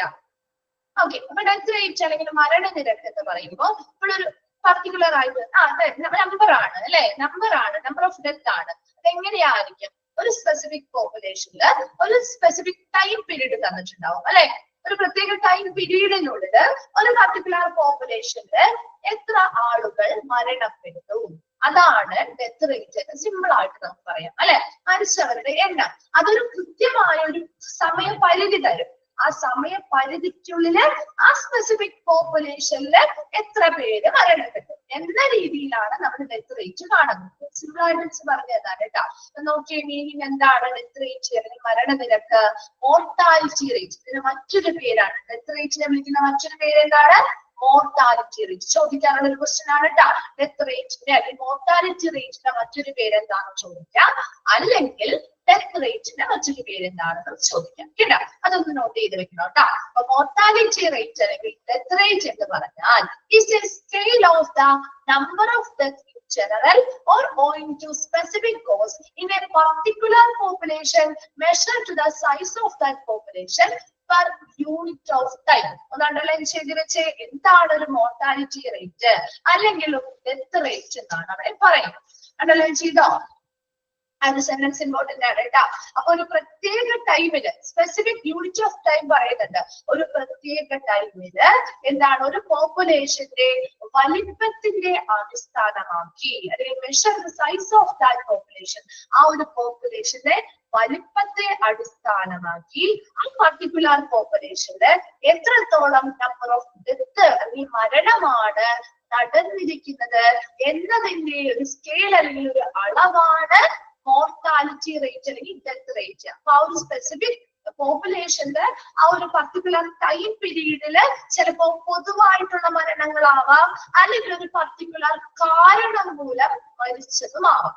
മനസ്സിലായോ? നമ്മൾ അടുത്തത് പറയുന്നുണ്ട് കേട്ടോ. അപ്പൊ ഒരു പൊതുവായിട്ട് മരണപ്പെടുന്നതാവാം, അല്ലെങ്കിൽ ഒരു പ്രത്യേക കാരണത്താല് ആ ഒരു പോപ്പുലേഷനില് ഒരു യൂണിറ്റ് ഓഫ് ടൈം, ഒരു പ്രത്യേക ടൈം പീരീഡിനുള്ളില് ആ ഒരു പോപ്പുലേഷന്റെ സൈസ് അല്ലെങ്കിൽ വലുപ്പത്തെ ആശ്രയിച്ച് എത്ര നമ്പർ ഓഫ് ഡെത്ത് ആണോ അല്ലെങ്കിൽ മരണമാണോ ഉണ്ടായിരിക്കുന്നത്, അതിനെയാണ് മോർട്ടാലിറ്റി റേറ്റ് അല്ലെങ്കിൽ ഡെത്ത് റേറ്റ് എന്ന് പറയുന്നത്. കിട്ടിയോ? എന്താണ് മോർട്ടാലിറ്റി റേറ്റ് അല്ലെങ്കിൽ എന്താണ് ഡെത്ത് റേറ്റ് എന്ന് ക്ലിയർ ആയിട്ട് മനസ്സിലായോ? എന്നാ മാത്രമേ അടുത്തത് പറയുമ്പോ മനസ്സിലാവുള്ളൂ. അതിനാണ് മിസ് ചോദിക്കുന്നത്. ക്ലിയർ ആണോ? ഒന്ന് റിപ്ലൈ ചെയ്തേ. Okay. The mortality indicates the total deaths that happen especially on a large scale such as in a population or geographical area.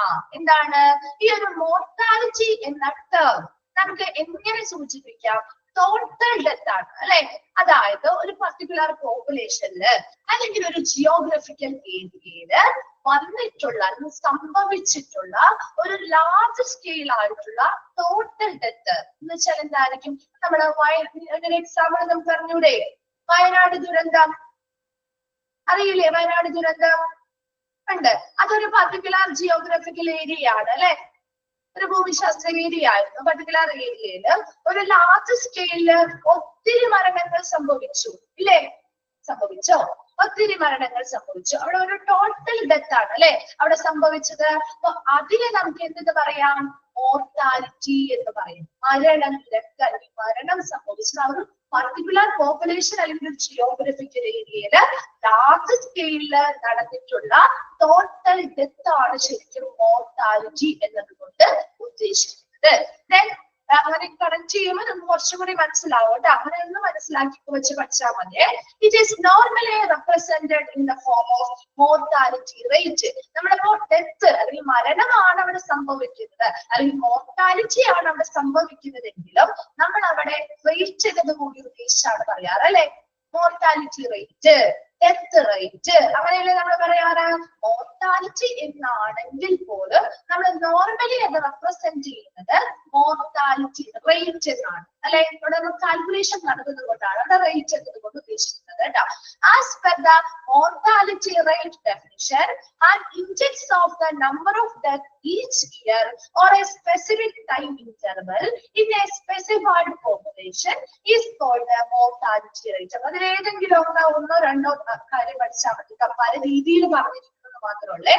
ഇവിടെ പറയുന്നത് ഒരു മോർട്ടാലിറ്റി റേറ്റിന്റെ ഡെഫിനിഷൻ ആയിട്ട് നമുക്ക് എന്തെന്ന് പറയാം, index of number of death each year. അതായത് ഓരോ വർഷവും ഒരു പോപ്പുലേഷനിൽ നടക്കുന്ന മരണമാവാം, അല്ലെങ്കിൽ ഒരു സ്പെസിഫിക് ടൈം ഇന്റർവെല്ലില് അവിടെ നടക്കുന്ന മരണമാവും. ഒരു ടൈം പീരീഡ് എപ്പോഴും ഉണ്ടാവും, അത് നിങ്ങൾ മനസ്സിലാക്കുക. എപ്പോഴും നമ്മളൊരു റേറ്റ് എടുക്കുമ്പോൾ അവിടെ സ്പെസിഫിക് ടൈം പീരീഡ് ഉണ്ടാവും. ആ ടൈം പീരീഡ് ചിലപ്പോൾ അതൊരു വർഷമാവാം, അല്ലെങ്കിൽ ഒരു പർട്ടിക്കുലർ പീരീഡ് നമ്മൾ സ്പെസിഫിക് ആയിട്ട് ചിലപ്പോൾ 1 മാസമോ 6 മാസമോ അല്ലെങ്കിൽ ഒരു 2-3 മാസമോ അങ്ങനെ സ്പെസിഫിക് ടൈം പീരീഡ് പറയും. ഒന്നുകിൽ ഒരു വർഷം അല്ലെങ്കിൽ സ്പെസിഫിക് ടൈം ഇന്റർവെല്ലില് ആ പർട്ടിക്കുലർ പോപ്പുലേഷനിൽ നടന്നിട്ടുള്ള നമ്പർ ഓഫ് ഡെത്തുകളെയാണ്, നമ്പർ ഓഫ് മരണങ്ങളെയാണ് നമുക്ക് മോർട്ടാലിറ്റി റേറ്റ് എന്ന് പറയുന്നത്. എല്ലാ ഡെഫിനിഷനും ഒന്ന് തന്നെയാണ് അല്ലെ, വ്യത്യസ്തമായിട്ടുള്ള കാര്യങ്ങളൊന്നും പറയുന്നത്, പല രീതിയിൽ പറഞ്ഞിരിക്കുന്നത് മാത്രം കേട്ടാ. Then it is normally expressed in population units. ഇത് നമ്മൾ എപ്പോഴും എക്സ്പ്രസ് ചെയ്യുന്നത് പോപ്പുലേഷൻ യൂണിറ്റിന്റെ കാര്യത്തിൽ. അപ്പൊ സ്പെസിഫിക് പോപ്പുലേഷൻ ആണ് എടുക്കുന്നതെങ്കിലും ആ ടോട്ടൽ പോപ്പുലേഷനെ നമ്മൾ ജനറലൈസ് ചെയ്താണ് എടുക്കുക അല്ലെ. ഒരു സാമ്പിൾ എടുക്കുകയാണെങ്കിലും അതിന്റെ റിസൾട്ട് എന്ന് പറയുന്ന ടോട്ടൽ പോപ്പുലേഷൻ വെച്ചല്ലേ നമ്മൾ ചെയ്യുന്നത്.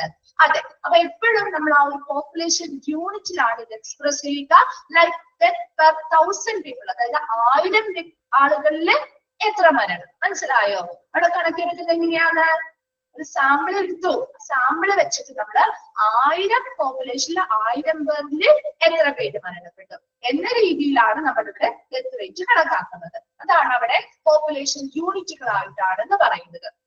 ഒരേ recall period or specific time frame, ആ ഒരു നിർദ്ദിഷ്ട സമയത്തിന് 1000 പീരീഡ് എടുത്താൽ അതിൽ എത്ര മരണം സംഭവിച്ചു എന്ന രീതിയിൽ പോപ്പുലേഷൻ യൂണിറ്റുകളുടെ അടിസ്ഥാനത്തിലാണ് നമ്മുടെ കാൽക്കുലേഷൻസ് നടത്തുക. വേഗം ആ ഒരു മോർട്ടാലിറ്റി റേറ്റ് അല്ലെങ്കിൽ ഡെത്ത് റേറ്റിന്റെ ആ ഒരു ഇൻട്രഡക്ഷൻ ഭാഗം ഒന്ന് വായിച്ചു നോക്കിയേ.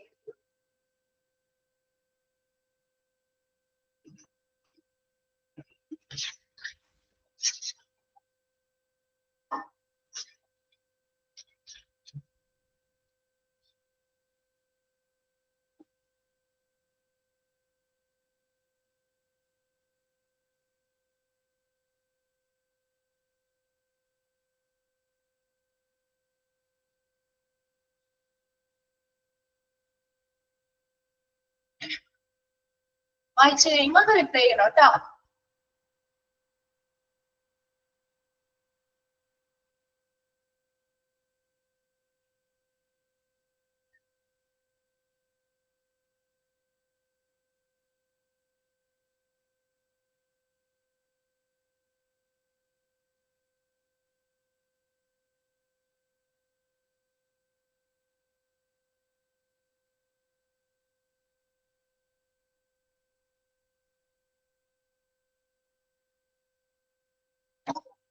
വായിച്ചു കഴിഞ്ഞോ?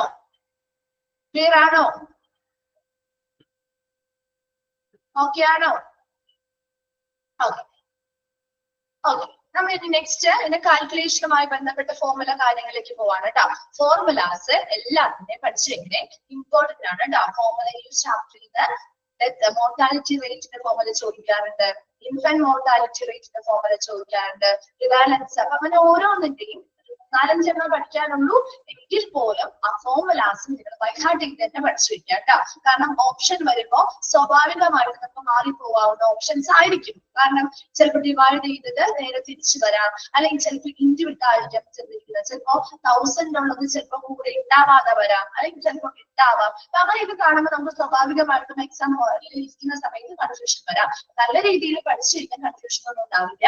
അതുകൊണ്ട് ഫോർമുലാസ് ബൈഹാർട്ട് ചെയ്ത് പഠിക്കുകയും പറ്റുള്ളൂ. പഠിച്ചു വെച്ചേക്കണം, ഇമ്പോർട്ടന്റ് ആണ് ഈ ചാപ്റ്റേഴ്സിലെ ഫോർമുലാസ് കേട്ടോ. ഇനി എടുത്ത് മിസ് പറയില്ല, എക്സാം ആവുന്ന സമയത്ത് നോട്ട് ചെയ്ത് വെച്ച് പഠിക്കണം കേട്ടോ. ഓക്കെ, അപ്പൊ നമുക്ക് കാൽക്കുലേഷൻസിലാണ് അടുത്തത് പോകുന്നത്. Death rate and its measures നമുക്ക് കാൽക്കുലേറ്റ് ചെയ്യാം. ഈ മോർട്ടാലിറ്റി റേറ്റ് എങ്ങനെയാണ് കാൽക്കുലേറ്റ് ചെയ്യുന്നത്? The mortality rate formula used for the calculations according to the available studies. നമുക്ക് ലഭ്യമായിട്ടുള്ള സ്ഥിതി വിവര കണക്കുകൾ അനുസരിച്ച് നമ്മൾ ഈ ഫോർമുല ഉപയോഗിച്ചുകൊണ്ട് മോർട്ടാലിറ്റി റേറ്റ് നമുക്ക് എന്ത് ചെയ്യാൻ പറ്റും, കണക്കാക്കാൻ സാധിക്കും. അതിൽ നോർമൽ ആയിട്ട് നമ്മുടെ മോർട്ടാലിറ്റി റേറ്റിന്റെ ഫോർമുല എന്ന് പറയുന്നത് ഇതിങ്ങനെ തന്നെ അങ്ങ് ബൈഹാർട്ട് ചെയ്ത് പഠിച്ചു വെച്ചേക്കണം കേട്ടോ. Number of death divided by total population. ഒരു ടോട്ടൽ പോപ്പുലേഷനില് എത്ര നമ്പർ ഓഫ് ഡെത്ത് ആണ് സംഭവിച്ചിരിക്കുന്നത് ഇൻറ്റു 1000 ഹോൾ ഡിവൈഡഡ് ബൈ 365. ഒരു വർഷത്തെ കണക്കാണ് ഇവിടെ എടുത്തിരിക്കുന്നത്. അപ്പൊ ഒരു വർഷത്തില് ആ പോപ്പുലേഷനില് എത്ര നമ്പർ ഓഫ് ഡെത്ത് സംഭവിച്ചു അവിടെ നമ്മൾ ഓൾറെഡി പറഞ്ഞു യൂണിറ്റ് പോപ്പുലേഷൻ യൂണിറ്റ് അടിസ്ഥാനത്തിലാണ് കണക്കാക്കുന്നത് അല്ലെ. 1000 പേരില് എത്ര പേര് മരണപ്പെട്ടു എന്ന രീതിയിലാണ് നമ്മൾ കണക്കാക്കുന്നത്. അതുകൊണ്ടാണ് അവിടെ 1000 വന്നിരിക്കുന്നത് കേട്ടോ. ഈ ഒരു ഫോർമുല അങ്ങനെ തന്നെ ബൈഹാർട്ട് ചെയ്യുക. നമ്പർ ഓഫ് ഡെത്ത് അതായത് ടോട്ടൽ പോപ്പുലേഷനില് എത്ര നമ്പർ ഓഫ് ഡെത്തുകൾ സംഭവിച്ചു ഇൻറ്റു 1000 ചെയ്യുക. ഹോൾ ഡിവൈഡഡ് ബൈ മൊത്തത്തിന് അതില് ഡിവൈഡ് ചെയ്യേണ്ടത് എന്ന് വെച്ചാൽ 365 വെച്ച് ഡിവൈഡ് ചെയ്യുക. കിട്ടിയോ? ഫോർമുല അങ്ങനെ തന്നെ ബൈഹാർട്ട് ചെയ്യണം. ഇമ്പോർട്ടന്റ് ആണെന്ന് പറഞ്ഞത് എഴുതി വെച്ചേക്കണം കേട്ടോ. ഓക്കെ, ഇനി നമ്മള് ഹോസ്പിറ്റൽസില് ഈ മോർട്ടാലിറ്റി റേറ്റ് കാണുന്നത് നമ്മൾ ഹോസ്പിറ്റലുമായി ബന്ധപ്പെട്ട കാര്യങ്ങൾ പഠിക്കുന്നത് അല്ലേ. ജനറൽ ആയിട്ടുള്ളത് പറഞ്ഞു. ഇനി നമ്മുടെ ഹോസ്പിറ്റലിലേക്ക് വരുമ്പോൾ ചെറിയ വ്യത്യാസങ്ങളുണ്ട്. അതാണ് ഇത് നോക്കാൻ പോകുന്നത്. നോക്കിയ ഹോസ്പിറ്റലില് ഫസ്റ്റ് വണ്ണാണ് ഗ്രോസ് മോർട്ടാലിറ്റി റേറ്റ്. ഇതിൽ മാത്രമാണ് ഇത്രയും 3 എണ്ണവും 4 എണ്ണവും ഒക്കെ വരുന്നത്. ബാക്കിയെല്ലാം ഓരോ ഫോർമുലാസിലൂടെയൊക്കെ തന്നെ 1-2 ഫോർമുലാസിലൂടെയൊക്കെ തന്നെ പോകുന്നത്. ഈ ഒരു മോർട്ടാലിറ്റി റേറ്റ് മാത്രം കുറച്ച് ഫോർമുലാസ് കൂടുതലുണ്ട്. അപ്പൊ അതിലൊന്നാമത്തത് ഗ്രോസ് മോർട്ടാലിറ്റി റേറ്റ്. അതിൽ നോക്കി ഗ്രോസ് മോർട്ടാലിറ്റി റേറ്റിന്റെ ഫോർമുലയാണ് കൊടുത്തിരിക്കുന്നത്. അല്ലാതെ ഇമ്പോർട്ടന്റ് വേറെ എക്സ്ട്രാ ഒന്നും കൊടുത്തിട്ടില്ല. ഫോർമുല നിങ്ങൾ നോക്കി മനസ്സിലാക്കിയാൽ മതി കേട്ടോ. Total number of deaths happened in the hospital in A period. ഒരു ഗിവൺ പീരിയഡ് നമ്മൾ പറഞ്ഞു എപ്പോഴും സ്പെസിഫിക് ടൈം പീരീഡ് പറയും. ആ ഒരു പീരിയഡില് ആ ഹോസ്പിറ്റലില് സംഭവിച്ചിട്ടുള്ള നമ്പർ ഓഫ് ഡെത്തുകളുടെ എണ്ണം divided by total number of death discharges during that period into 100. എന്താണ് ഉദ്ദേശിക്കുന്നത്? നോട്ട് ഒന്ന് വായിച്ചു നോക്കിയേ. ഓൾ ദ ഡെത്ത് അതായത് that include death in emergency and ICU must be counted. എന്താ നമ്മുടെ ന്യൂമറേറ്ററിൽ നമ്മൾ ഇവിടെ ഒരു ഡെത്ത് എന്ന് പറയുമ്പോ അവിടെ എല്ലാ രീതിയിലുമുള്ള ഡെത്ത് നമ്മൾ കൺസിഡർ ചെയ്യും. മനസ്സിലായോ? ആ ഹോസ്പിറ്റലുമായി ബന്ധപ്പെട്ട് വരുന്ന എല്ലാ മരണങ്ങളും, അതൊരു എമർജൻസി ഡിപ്പാർട്ട്മെന്റിൽ നടന്ന മരണമാവാം, ICUവിൽ നടന്ന മരണമാവാം, അങ്ങനെ ഏത് മരണങ്ങളായിക്കോട്ടെ എല്ലാ മരണങ്ങളും കൗണ്ട് ചെയ്യുന്നുണ്ട്. ഇനി ഡിനോമിനേറ്ററിൽ നോക്കിയേ, total number of death discharges during that period എന്നാ പറഞ്ഞിരിക്കുന്നത് അല്ലെ. ഇവിടെ the denominator all type of discharges must be taken into account. എന്ന് വെച്ചാൽ എന്താ? എല്ലാ തരത്തിലുമുള്ള ഡിസ്ചാർജുകൾ എന്ന് വെച്ചാൽ എന്തായിരിക്കും? അവിടെ നമുക്ക് ഡെത്ത് സംഭവിക്കുമ്പോ ഡിസ്ചാർജ് വരുന്നില്ലേ? വരുന്നുണ്ടോ? ഡെത്ത് സംഭവിക്കുമ്പോൾ ഡിസ്ചാർജ് വരുന്നില്ലേ? ഉണ്ട്. അപ്പൊ അങ്ങനെയുള്ള അതായത് ആ ഹോസ്പിറ്റലിൽ വെച്ചുണ്ടായിട്ടുള്ള എല്ലാ തരത്തിലുള്ള ഡിസ്ചാർജുകളും നമ്മൾ അവിടെ കൺസിഡർ ചെയ്യും. അതെ, എല്ലാ തരത്തിലുള്ള ഡിസ്ചാർജുകളും നമ്മൾ കൺസിഡർ ചെയ്യും കേട്ടോ. അപ്പൊ അവിടെ ഗ്രോസ് മോർട്ടാലിറ്റി റേറ്റിന്റെ ഫോർമുല എന്താണ്? ആ ഹോസ്പിറ്റലില് ആ ഗിവൺ പീരീഡില് എല്ലാ രീതിയിലുമുള്ള മൊത്തം ഡെത്താണ്, എല്ലാ രീതിയിലുമുള്ള എത്രത്തോളം ഡെത്തുകൾ സംഭവിച്ചിട്ടുണ്ടോ അതിന്റെ ആകെ number divided by total number of death discharges during that period. ആ പീരിയഡിൽ അതേ കാലഘട്ടത്തിൽ അതേ ടൈം പീരീഡിനുള്ളിൽ ആ ഹോസ്പിറ്റലിൽ നടന്നിട്ടുള്ള ഡെത്തുകളുടെയും ഡിസ്ചാർജുകളുടെയും ആകെ എണ്ണം ഇൻറ്റു 100. അങ്ങനെ തന്നെ പഠിച്ചു വെക്കണം കേട്ടോ. അത് മാറിപ്പോവാൻ ചാൻസ് ഉള്ളത് കൊണ്ടാണ് എപ്പോഴും നിങ്ങൾ ആ ഫോർമുല ഒന്ന് ബൈഹാർട്ട് ചെയ്ത് രണ്ടാമത് റിപ്പീറ്റ് ചെയ്തൊന്ന് വായിച്ച് മനസ്സിലാക്കി വെക്കണം കേട്ടോ. നിങ്ങളുടെ ക്വാളിറ്റി മാനേജ്മെന്റ് ചാപ്റ്ററിലും ഇതുപോലെ കുറെ എന്താണ് 32 കീ പെർഫോമൻസ് ഇൻഡിക്കേറ്റേഴ്സ് പഠിച്ചോ? ഫോർമുലാസ് പഠിച്ചോ? എടുത്തോ? ചാപ്റ്റർ എടുത്തോ? എടുത്തിട്ടില്ല അല്ലെ? ഓക്കെ, അതിലും പഠിക്കും കേട്ടോ. അതുപോലെ ഈ ചാപ്റ്ററിലെയും ഈ പറയുന്ന ഫോർമുലാസ് ഇമ്പോർട്ടന്റ് ആയിട്ട് നോക്കിയാ കേട്ടോ. ഓക്കെ, ക്ലിയർ അല്ലേ? ഗ്രോസ് മോർട്ടാലിറ്റി റേറ്റ് ഓക്കെ ആണോ? നെക്സ്റ്റിലേക്ക് പോട്ടെ. ഓക്കെ, നെക്സ്റ്റ് വരുന്നത് നെറ്റ് മോർട്ടാലിറ്റി. ഇത് ഇങ്ങനെ തന്നെ എടുത്ത് ചോദിക്കും കേട്ടോ. പേര് ഇങ്ങനെ തന്നെ എടുത്ത് ചോദിക്കും. ഗ്രോസ് മോർട്ടാലിറ്റി റേറ്റ് കാണാനുള്ള ഫോർമുല ഏതാണ്? നെറ്റ് മോർട്ടാലിറ്റി റേറ്റ് കാണാനുള്ള ഫോർമുല ഏതാണ്? ഓപ്ഷൻസ് തന്നിട്ടുണ്ടാവും. കറക്റ്റ് ഓപ്ഷൻ നിങ്ങൾ ചൂസ് ചെയ്താൽ മാത്രമേ നിങ്ങളുടെ ഡ്യൂട്ടി ഉള്ളൂ കേട്ടോ. നെറ്റ് മോർട്ടാലിറ്റി റേറ്റ് കാണാനുള്ള formula total number of death that occurred after 48 hours of admission of the patient. ഇവിടെ കറക്റ്റ് ഒരു ടൈം പീരീഡ് പറയുന്നത്. എത്ര സമയമാണ് ഇവിടെ പറയുന്നത്? എത്ര ടൈം പീരീഡാ പറയുന്നത്? 48 hours അല്ലെ 48 മണിക്കൂർ എന്ന് കാണുമ്പോൾ തന്നെ നിങ്ങൾ ഏതാണ് ഓർക്കേണ്ടത് നെറ്റ് മോർട്ടാലിറ്റി റേറ്റ് ആണെന്ന് കണക്ട് ചെയ്യുക കേട്ടോ അപ്പൊ അവിടെ നെറ്റ് മോർട്ടാലിറ്റി റേറ്റില് total number of death that occurred എപ്പോഴാണ് അഡ്മിഷൻ ഒരു പേഷ്യന്റ് വന്ന് അഡ്മിഷൻ എടുത്തതിന് ശേഷം ഉള്ള 48 മണിക്കൂർ അല്ലെ അഡ്മിഷൻ എടുത്തതിന് ശേഷമുള്ള 48 മണിക്കൂറിനുള്ളിൽ അവിടെ സംഭവിച്ചിരിക്കുന്ന മരണങ്ങളുടെ ആകെ എണ്ണം divided by the total number of death and discharge during that period. ആ ഒരു സമയത്ത് അതേ സമയത്ത് 48 മണിക്കൂറിൽ അതേ സമയം തന്നെയാണ് ഇവിടെ നമ്മൾ ഡിനോമിനേറ്റർ എടുക്കുന്നത് കേട്ടോ അതേ സമയത്ത് ആ സ്ഥാപനത്തിൽ നോക്കിയാൽ അവിടെ നടന്നിട്ടുള്ള ഡെത്ത് ആൻഡ് ഡിസ്ചാർജുകളുടെ ആകെ എണ്ണം എന്താണ് നോട്ട് ചെയ്യാൻ പറഞ്ഞിരിക്കുന്നത് occurring within 48 hours of discharge must also be reckoned in numerator. അതായത് ന്യൂമറേറ്ററിൽ നമ്മൾ ഓൾറെഡി പറഞ്ഞു പേഷ്യൻസ് അഡ്മിഷൻ എടുത്ത് 48 മണിക്കൂറിന് ശേഷം അല്ലെ 48 മണിക്കൂറിന് ശേഷം ഉണ്ടാവുന്ന എന്താണ് ഡെത്താണെന്ന് പറഞ്ഞു അതോടൊപ്പം തന്നെ ന്യൂമറേറ്ററിൽ എന്തുകൂടി നമ്മൾ ഉൾപ്പെടുത്താറുണ്ട് the death occurring within 48 hours of discharge. അതായത് ചിലപ്പോ ചില ആളുകൾ അഡ്മിഷൻ ഒക്കെ എടുത്ത് ചിലപ്പോൾ അവർക്ക് കുറവാകുമ്പോൾ അവരവിടെ എന്ത് ചെയ്യും ഡിസ്ചാർജ് ചെയ്ത് പോവുമായിരിക്കും അല്ലെ എല്ലാവരും അഡ്മിറ്റ് ആയി കിടക്കണം എന്നുണ്ടോ ഇല്ല അവിടെ നമ്മൾ അഡ്മിഷൻ എടുത്ത് ചിലപ്പോൾ കുറച്ച് സമയം നമ്മൾ ചെലവഴിച്ച് കഴിയുമ്പോൾ ചിലപ്പോൾ അവിടെ നമുക്ക് ഡിസ്ചാർജ് ചെയ്ത് നമുക്ക് വേറെ പ്രോബ്ലംസ് ഒക്കെ കുറഞ്ഞു കഴിഞ്ഞാല് ചിലപ്പോൾ നമ്മൾ ഡിസ്ചാർജ് വാങ്ങി പോവാറുണ്ട് അങ്ങനെ പോയിട്ട് 48 മണിക്കൂറിനുള്ളിൽ മരണപ്പെടുന്നവരെ കൂടി നമ്മളിവിടെ റെക്കൺ ചെയ്യാൻ കണക്കാക്കുന്നുണ്ട് മനസ്സിലായോ എന്താ ഉദ്ദേശിക്കുന്നത് മനസ്സിലാവുന്നുണ്ടോ പറയുന്നത് ക്ലിയർ ആവുന്നുണ്ടോ അപ്പൊ ന്യൂമറേറ്ററിൽ എന്തൊക്കെ കാര്യങ്ങളുണ്ട് 48 അഡ്മിഷൻ എടുത്ത് 48 മണിക്കൂറിനുള്ളിൽ അല്ലെങ്കിൽ 48 മണിക്കൂറിന് ശേഷം അവിടെ മരണപ്പെടുന്ന നമ്പേഴ്സ് ഉൾപ്പെടുന്നുണ്ട് അതോടൊപ്പം തന്നെ അഡ്മിഷൻ ഒക്കെ എടുത്തിട്ടുണ്ടാവും എടുത്തു കഴിഞ്ഞ് ചിലപ്പോ അവർക്ക് കുറവായിരിക്കും അവിടെ ഡിസ്ചാർജ് ചെയ്ത് പോയിട്ട് 48 മണിക്കൂറിനുള്ളിൽ അവർ മരണപ്പെടുകയാണെങ്കിൽ ആ മരണം കൂടി നമ്മൾ ന്യൂമറേറ്ററിൽ കണക്കാക്കും മനസ്സിലായോ ഓക്കെ ആണോ നിങ്ങൾക്ക് കിട്ടുന്നുണ്ടോ അതൊന്ന് റിപ്ലൈ ചെയ്തേ മിസ്സിന് മനസ്സിലാവുന്നില്ല നിങ്ങൾക്ക് മനസ്സിലാവുന്നുണ്ടോ ഇല്ലയോ എന്നുള്ളത് ഓക്കെ ആണ് okay divided by the total number of death and discharge during that period into 100 അതിന്റെ രണ്ടിനെയും നിങ്ങളൊന്ന് ശ്രദ്ധിച്ചു നോക്കിയേ ഡിനോമിനേറ്റർ സെയിം ആണ് അല്ലെ ഡിനോമിനേറ്റർ സെയിം അല്ലേ ന്യൂമറേറ്ററിലെ വ്യത്യാസങ്ങൾ വരുന്നത് അപ്പൊ അങ്ങനെ ഒന്ന് നോക്കി അങ്ങനെയും കൂടി ഒന്ന് കണക്ട് ചെയ്ത് പഠിക്കുക കേട്ടോ അങ്ങനെ എളുപ്പമായിരിക്കും കുറച്ചും കൂടി ഒക്കെ നിൽക്കുക അപ്പൊ കൺഫ്യൂഷൻ വരാതിരിക്കാൻ വേണ്ടിയിട്ടൊക്കെ ഇപ്പൊ പറഞ്ഞിരുന്നത് കേട്ടോ തേർഡ് വൺ ആണ് ICU സ്പെസിഫിക് മോർട്ടാലിറ്റി റേറ്റ് ഇത് നിങ്ങൾക്ക് മാറിപ്പോകില്ല കാരണം ഓൾറെഡി ICU എന്നുള്ളത് സ്പെസിഫൈ ചെയ്ത് പറയുന്നുണ്ടാവും അല്ലെ ICU സ്പെസിഫിക് മോർട്ടാലിറ്റി റേറ്റ് എന്ന് പറഞ്ഞാല് total number of death in ICU patients പിന്നെ അവിടെ ഒരു വ്യത്യാസമുണ്ട് കേട്ടോ പീരിയഡ് എന്നാണേ നിങ്ങളുടെ എന്താ കിടക്കുന്നത് ഇന്നെ പീരിയഡ് എന്നാണ് കേട്ടോ പീരിയഡ് എന്നാണേ പീരിയഡ് ആണ് കേട്ടോ in A period divided by total number of patients discharged from ICU in that period into 100.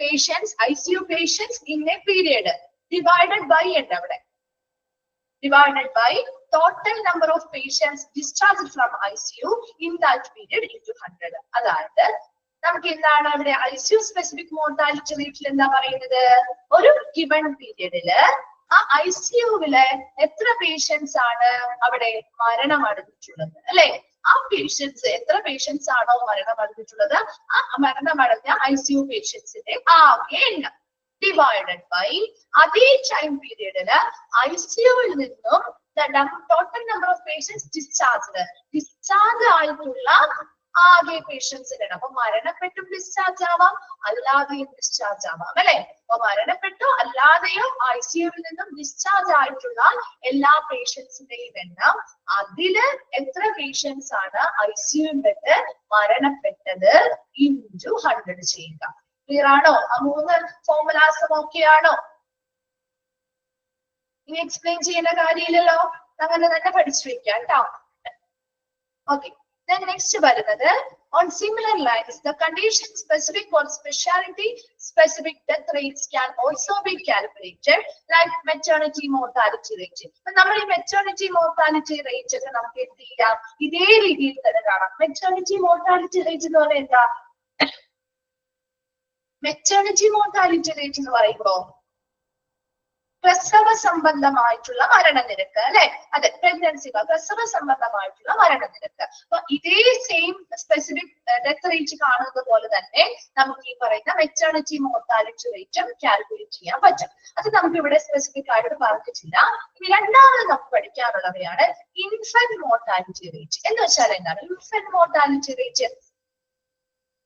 അറിയാലോ, ഇൻഫന്റ് മോർട്ടാലിറ്റി, അതെ ന്യൂ ബോൺ ബേബീസിൽ ശിശു മരണ നിരക്ക് എന്ന് പറയാം അല്ലെ, മലയാളത്തില് ശിശു മരണ നിരക്ക് എന്ന് പറയാം അല്ലേ. അപ്പൊ infant mortality rate is the number of resident new borns in a prescribed geographic area. എന്താണ് അവിടെ അതൊന്നും അണ്ടർലൈൻ ചെയ്തിട്ടേ, dying under 1 year of age divided by the number of resident live births for the same geographic area and multiplied by 1000. ഇതാ ഒരു formula അങ്ങനെ തന്നെ explain ചെയ്തിരിക്കുന്നതാണ് കേട്ടോ. ആ ഫോർമുല അങ്ങനെ തന്നെ എക്സ്പ്ലെയിൻ ചെയ്തിരിക്കുന്നതാണ് എഴുതിയിരിക്കുന്നത്. അപ്പൊ നിങ്ങളൊന്ന് നോക്കിയേ, ഇൻഫന്റ് മോർട്ടാലിറ്റി റേറ്റ് എന്ന് പറഞ്ഞാൽ is the number of resident newborns in a prescribed geographic area. ഒരു സ്പെസിഫിക് കൺട്രിയിലായിരിക്കാം, അല്ലെങ്കിൽ ഒരു സ്പെസിഫിക് സ്റ്റേറ്റിലായിരിക്കാം, അല്ലെങ്കിൽ ഏതെങ്കിലും ഒരു എന്താണ് മറ്റേതെങ്കിലും ഏരിയയിലായിരിക്കും. 2 പ്രാവശ്യമുള്ള കൺട്രി എന്ന് പറഞ്ഞിട്ടുണ്ട് കേട്ടോ. ഒരു സ്പെസിഫിക് ഏരിയയിലോ ജനിച്ചിട്ടുള്ള ന്യൂബോൺ ബേബീസ് അല്ലെ, ശിശുക്കള്, പുതുതായി ജനിച്ച നവജാത ശിശുക്കളിന് dying under 1 year of age divided by the number of, അതായത് ആദ്യത്തെ ഒരു വർഷം അല്ലെ, ആദ്യത്തെ ഒരു വർഷത്തിനുള്ളിൽ അവിടുത്തെ മരണപ്പെടുന്ന കുട്ടികളുടെ എണ്ണമാണ് ന്യൂമറേറ്ററിൽ വരുന്നത്. മനസ്സിലായോ? ഒരു സ്പെസിഫിക് ഏരിയ, ഏത് ഏരിയയുമായിട്ട് ചിലപ്പോൾ ഒരു രാജ്യത്തിന്റെ മൊത്തത്തിലുള്ള കണക്കാവാം, ഒരു സ്റ്റേറ്റിലെ മൊത്തത്തിലുള്ള കണക്കാവാം നമ്മൾ എടുക്കുന്നത്, അല്ലെങ്കിൽ ഒരു പർട്ടിക്കുലർ ഏരിയയിലെ മൊത്തത്തിലുള്ള കണക്കാവാം. ആ ഒരു പർട്ടിക്കുലർ ജിയോഗ്രഫിക്കൽ ഏരിയയില് പുതുതായിട്ട് ജനിച്ച നവജാത ശിശുക്കളില് ആദ്യത്തെ ഒരു വർഷത്തിനുള്ളിൽ എത്ര നവജാത ശിശുക്കളാണ് മരണപ്പെടുന്നത്, അവരുടെ എണ്ണമാണ് ന്യൂമറേറ്ററിൽ വരിക. ഓക്കെ ആണോ? Then divided by, അടുത്തത് denominator ആണ്, divided by the number of resident live births for the same geographical area. അതായത് ആ സെയിം ജിയോഗ്രഫിക്കൽ ഏരിയയില് ഒരുപാട് കുട്ടികൾ പുതുതായിട്ട് ജനിച്ചിട്ടുണ്ടാവും അല്ലെ, അതിലെല്ലാ കുട്ടികളും മരണപ്പെടുമോ? ഇല്ല അല്ലെ, ഒത്തിരി കുട്ടികള് ലൈവ് ബർത്ത് അല്ലെങ്കിൽ ജനിച്ചിട്ടുണ്ടാവാം. ആ ജനിച്ച കുട്ടികളുടെ മൊത്തം എണ്ണമാണ് ഡിനോമിനേറ്ററിൽ കൊടുക്കുന്നത്. മനസ്സിലായോ? മനസ്സിലായോ? അപ്പൊ ന്യൂമറേറ്ററിൽ എന്താ കൊടുക്കുന്നത്? ന്യൂമറേറ്റർ എന്താ കൊടുക്കാം? എത്ര കുട്ടികളാണ് ജനിച്ച ആദ്യ ഒരു വർഷത്തിനുള്ളിൽ മരണപ്പെട്ടത്, അവരുടെ എണ്ണമാണ് ന്യൂമറേറ്ററിൽ. ഡിനോമിനേറ്ററിൽ വരുമ്പോ എന്തായിരിക്കും? എന്താ വരിക? ആ ഒരു വർഷത്തിനിടയ്ക്ക് അല്ലെങ്കിൽ ആ ഒരു പർട്ടിക്കുലർ ടൈം പീരീഡില് എത്രത്തോളം കുട്ടികൾ അവിടെ ജനിച്ചിട്ടുണ്ടോ അവരുടെ ലൈവ് ബർത്തുകളുടെ ആകെ എണ്ണമാണ് ഡിനോമിനേറ്ററിൽ കൊടുക്കുന്നത്. ഓക്കെ അല്ലേ? ഇൻറ്റു 1000 മൾട്ടിപ്ലൈ ചെയ്യുക. ഇൻറ്റു 1000 ആണ് ആ ഫോർമുല. ഇനി ആ കാൽക്കുലേഷൻ ഒന്ന് നോക്കിയാൽ ആ കാൽക്കുലേഷന്റെ ആ ഫോർമുലയില് ചെറിയൊരു വ്യത്യാസം ഉണ്ട് കേട്ടോ. നോക്കി, number of resident infant death വരെയാണ് ഒരു ന്യൂമറേറ്റർ വരിക കേട്ടോ. ഡെത്ത് കഴിഞ്ഞിട്ടാണ് ഡിവൈഡഡ് ബൈ വരുന്നത്. അന്ന് തിരിച്ചേക്കണേ, number of resident infant death നമ്മൾ നേരത്തെ പറഞ്ഞു തന്നെ ആ ഒരു സമയത്ത് 1 ഇയറിനുള്ളിൽ എത്രത്തോളം കുട്ടികളാണ് നവജാത ശിശുക്കളാണ് മരണപ്പെടുന്നത്, അവരുടെ എണ്ണമാണ് ന്യൂമറേറ്ററിൽ വരിക. ഡെത്ത് കഴിഞ്ഞിട്ടാണ് ഡിവൈഡഡ് ബൈ വരിക. Then divided by number of resident live birth, അവിടെ ലൈവ് ബർത്ത് ഉണ്ടായിട്ടുള്ള കുട്ടികളുടെ ആകെ എണ്ണം ഇൻറ്റു 1000 ചെയ്യുക. നമ്മൾ നേരത്തെ പറഞ്ഞ അതേ തന്നെ ഫോർമുലയായിട്ട് കൊടുത്തിരിക്കുന്നു. മറ്റത് നേരെ എക്സ്പ്ലെയിൻ ചെയ്തതായിരുന്നു, ഇത് ഫോർമുലയായിട്ട് കൊടുത്തിരിക്കുന്നു. ക്ലിയർ ആണോ? എക്സ്പ്ലെയിൻ ചെയ്യണോ? അത് ഞാൻ എക്സാമ്പിളുകൾ കൂടി നോക്കുമ്പോൾ നിങ്ങൾക്ക് മനസ്സിലാവും. നോക്കിയേ, എക്സാമ്പിള് നോക്കി, ഇവിടെ എക്സാമ്പിളില് കുറച്ച് കണക്കുകൾ കൊടുത്തിട്ടുണ്ട്. അതായത് നമ്മുടെ 2008 ഒരു വർഷം, ആ ഒരു വർഷത്തെ കണക്കാണ് കൊടുത്തിരിക്കുന്നത് കേട്ടോ. സ്റ്റേറ്റ് റെസിഡൻസ് 2008 ഒരു സംസ്ഥാനത്തിൽ 1300ഓളം ഇൻഫാന്റ് ഡെത്തുകൾ സംഭവിച്ചു. മനസ്സിലായോ? അപ്പൊ ആദ്യം വായിച്ചു നോക്കാം. 1300ഓളം ഇൻഫാന്റ് ഡെത്തുകൾ സംഭവിച്ചു. മനസ്സിലാവാൻ വേണ്ടിയിട്ട് പറഞ്ഞിരിക്കുന്ന എക്സാമ്പിൾ ആണ് കേട്ടോ. അവിടെ ആ 2008 എന്ന് പറയുന്ന വർഷത്തിൽ എത്രത്തോളം ലൈവ് ബർത്തുകൾ ഉണ്ടായിട്ടുണ്ട്? എത്രത്തോളം ലൈവ് ബർത്തുകൾ ഉണ്ടായിരിക്കുന്നേ? 1,50,000 അല്ലെ? ആ 1,50,000 ലൈവ് ബർത്തുകൾ ഉണ്ടായിട്ടുണ്ട്. അതിൽ എത്ര കുട്ടികളാണ് മരണപ്പെട്ടത്? അതിൽ എത്ര കുട്ടികളാണ് മരണപ്പെട്ടത്? 1,300 കുട്ടികൾ മരണപ്പെട്ടു. അപ്പൊ ഇവിടെ നമുക്ക് ന്യൂമറേറ്ററും ഡിനോമിനേറ്ററും കിട്ടിയില്ലേ? ന്യൂമറേറ്ററിൽ ഏതാ വരാ? അപ്പൊ ഏതാണ് ന്യൂമറേറ്ററിൽ വരാ? എത്ര കുട്ടികളാണ് മരണപ്പെട്ടത്? ആ 1,50,000 1,300 കുട്ടികൾ മരണപ്പെട്ടു. ഡിവൈഡഡ് ബൈ എത്രയും കൊണ്ട് ഡിവൈഡ് ചെയ്യണം? 1,50,000 കൊണ്ട് ഡിവൈഡ് ചെയ്യണം. ഇൻറ്റു എത്രയാ വരിക? ഫോർമുല അങ്ങനെ തന്നെ അപ്ലൈ ചെയ്യാം. ഇൻറ്റു എത്രയാ വരുന്നത്? 1000 വരും അല്ലെ? അപ്പൊ അവിടെ ഒരു കണക്ക് നമുക്ക് കിട്ടിയില്ലേ? 8.7 ഇൻഫാന്റ് ഡെത്തുകളാണ്. റേറ്റ് ആണ് നമ്മൾ കണക്കാക്കുന്നത് അല്ലെ? അതായത് 1000 ലൈവ് ബർത്തുകൾ ഉണ്ടായാൽ അതിൽ 8.7% ആണ് അവിടെ മരണനിരക്ക് ഉണ്ടാകുന്നത്. നമ്മൾ എന്താ പറഞ്ഞത്? പോപ്പുലേഷൻ യൂണിറ്റുകളുടെ അടിസ്ഥാനത്തിലാണ് നമ്മളത് എക്സ്പ്ലെയിൻ ചെയ്യുന്നത്. അതുകൊണ്ടാണ് അവിടെ ആ ഒരു 1000ന്റെ കണക്ക് വെച്ച് പറഞ്ഞിരിക്കുന്നത് കേട്ടോ. 1000 കുട്ടികളിൽ അല്ലെങ്കിൽ 1000 ലൈവ് ബർത്തുകളിൽ എത്ര പെർസെന്റേജ് എന്ന രീതിയിലാണ് കണക്കാക്കുന്നത്. ഓക്കെ അല്ലേ? ക്ലിയർ ആണോ? ഇനി ഒരു കാര്യം കൂടിയാണ് ഇൻഫന്റ് മോർട്ടാലിറ്റി റേറ്റ് പറയാനുള്ളൂ. അതോടെ കഴിഞ്ഞ് നമുക്ക് കംപ്ലീറ്റ് ചെയ്യാം കേട്ടോ. ഇൻ ഹോസ്പിറ്റൽ നമ്മൾ നേരത്തെ പഠിച്ചില്ലേ? ഹോസ്പിറ്റൽ എങ്ങനെയാണ് മോർട്ടാലിറ്റി റേറ്റ് കാണുന്നത്? അതുപോലെ തന്നെ ഇൻഫന്റ് മോർട്ടാലിറ്റി റേറ്റും നമ്മുടെ ഹോസ്പിറ്റലിൽ കാണാനുള്ള ഫോർമുലയിൽ ചെറിയൊരു വ്യത്യാസമുണ്ട്. എന്താണ്? നമുക്ക് ഇൻഫന്റ് മോർട്ടാലിറ്റി റേറ്റ് ഹോസ്പിറ്റലിൽ കാണാനുള്ള ഫോർമുലയാണ് കേട്ടോ. Total number of infant death at hospital in A period. ഒരു ഗിവൺ പീരീഡില് ഹോസ്പിറ്റലില് ഉണ്ടായിട്ടുള്ള ഇൻഫന്റ് ഡെത്തുകൾ, ശിശു മരണ നിരക്ക്, ശിശു മരണം എത്രത്തോളം നടന്നിട്ടുണ്ടോ അതിന്റെ ആകെ എണ്ണം. നേരത്തെ പറഞ്ഞിട്ട് തന്നെയായി വ്യത്യാസങ്ങളൊന്നും വ്യക്തമായിട്ട് വരുന്നില്ല. Divided by total number of infant discharges and death during that period. ആ ഒരു കാലഘട്ടത്തിൽ അല്ലെങ്കിൽ ആ സെയിം പീരീഡിൽ ആ ഹോസ്പിറ്റലിൽ നടന്നിട്ടുള്ള ഇൻഫാന്റ് ഡിസ്ചാർജുകളുടെയും ഡെത്തുകളുടെയും ആകെ എണ്ണം ഇൻറ്റു 100. അവിടെ താഴെ ഡിനോമിനേറ്ററിൽ എന്തൊക്കെ വരുന്നുണ്ട്? ഡിസ്ചാർജുകളുടെയും ഡെത്തുകളുടെയും ആകെ എണ്ണമാണ്. അതിൽ എത്ര കുട്ടികളാണ് മരണപ്പെട്ടത് എന്നത് ന്യൂമറേറ്ററിൽ വരും. ഇൻറ്റു 100 ചെയ്താൽ എന്ത് കിട്ടും? ഹോസ്പിറ്റലിലെ ഇൻഫന്റ് മോർട്ടാലിറ്റി റേറ്റ് കിട്ടും. ക്ലിയർ ആണോ? അങ്ങനെ തന്നെ ഒന്ന് വായിച്ച് മനസ്സിലാക്കി പഠിച്ചു വെച്ചേക്കണം കേട്ടോ. ഏത് ഫോർമുലയാണെന്ന് നമുക്ക് പ്രെഡിക്റ്റ് ചെയ്യാൻ പറ്റില്ല. അതുകൊണ്ട് വരുന്ന ഫോർമുലാസ് ഒക്കെ ഒന്ന് കണക്ട് ചെയ്ത കുറച്ച് നിങ്ങളൊന്ന് പഠിച്ചു വെച്ചാൽ മതി കേട്ടോ. ആ ഒരു ഫോർമുലയുടെ ആ ഒരു ഫോർമാറ്റ് കിട്ടിയാൽ നിങ്ങൾക്ക് അറിയാൻ പറ്റുമല്ലോ. ഓപ്ഷനിൽ എടുത്ത് എഴുതാലോ. ഓപ്ഷൻസ് വളരെ സിമിലർ ആയിട്ടുള്ള രീതിയിലുള്ള ഓപ്ഷൻസ് ആയിരിക്കും. അതുകൊണ്ട് തന്നെ അതൊന്ന് വൃത്തിയായിട്ട് പഠിച്ചാൽ മാത്രമേ നമുക്ക് അത് ചൂസ് ചെയ്യാൻ പറ്റുള്ളൂ, കൺഫ്യൂഷൻ ഇല്ലാതെ. അത്രയും ഭാഗം നിങ്ങൾ ഒന്ന് നോട്ട് ചെയ്ത് വെച്ച് പഠിക്കണം കേട്ടോ. നെക്സ്റ്റ് നമുക്ക് അടുത്ത ക്ലാസ്സിൽ എടുക്കാം. പ്രിവാലൻസ് ഓഫ് ഡിസീസ് അടുത്ത ക്ലാസ്സിൽ എടുക്കാം കേട്ടോ. ഇത്രയും കാര്യങ്ങൾ ക്ലിയർ ആണോ? ഇന്നത്തെ ഭാഗങ്ങള് ഓക്കെ ആണോ? Thank you. മാം ഇതിൽ കാൽക്കുലേഷൻസ് വരുമോ എക്സാമിന്? കാൽക്കുലേഷൻസ് വരില്ല കേട്ടോ. ജസ്റ്റ് ഫോർമുല മാത്രമേ ചോദിക്കുള്ളൂ കേട്ടോ. അങ്ങനെ കാൽക്കുലേഷൻസ് ഉണ്ടാവില്ല. ജസ്റ്റ് എക്സാമ്പിൾ നിങ്ങൾക്ക് മനസ്സിലാവാൻ വേണ്ടി കൊടുത്തിരിക്കുന്നതാണ്. ഓക്കെ.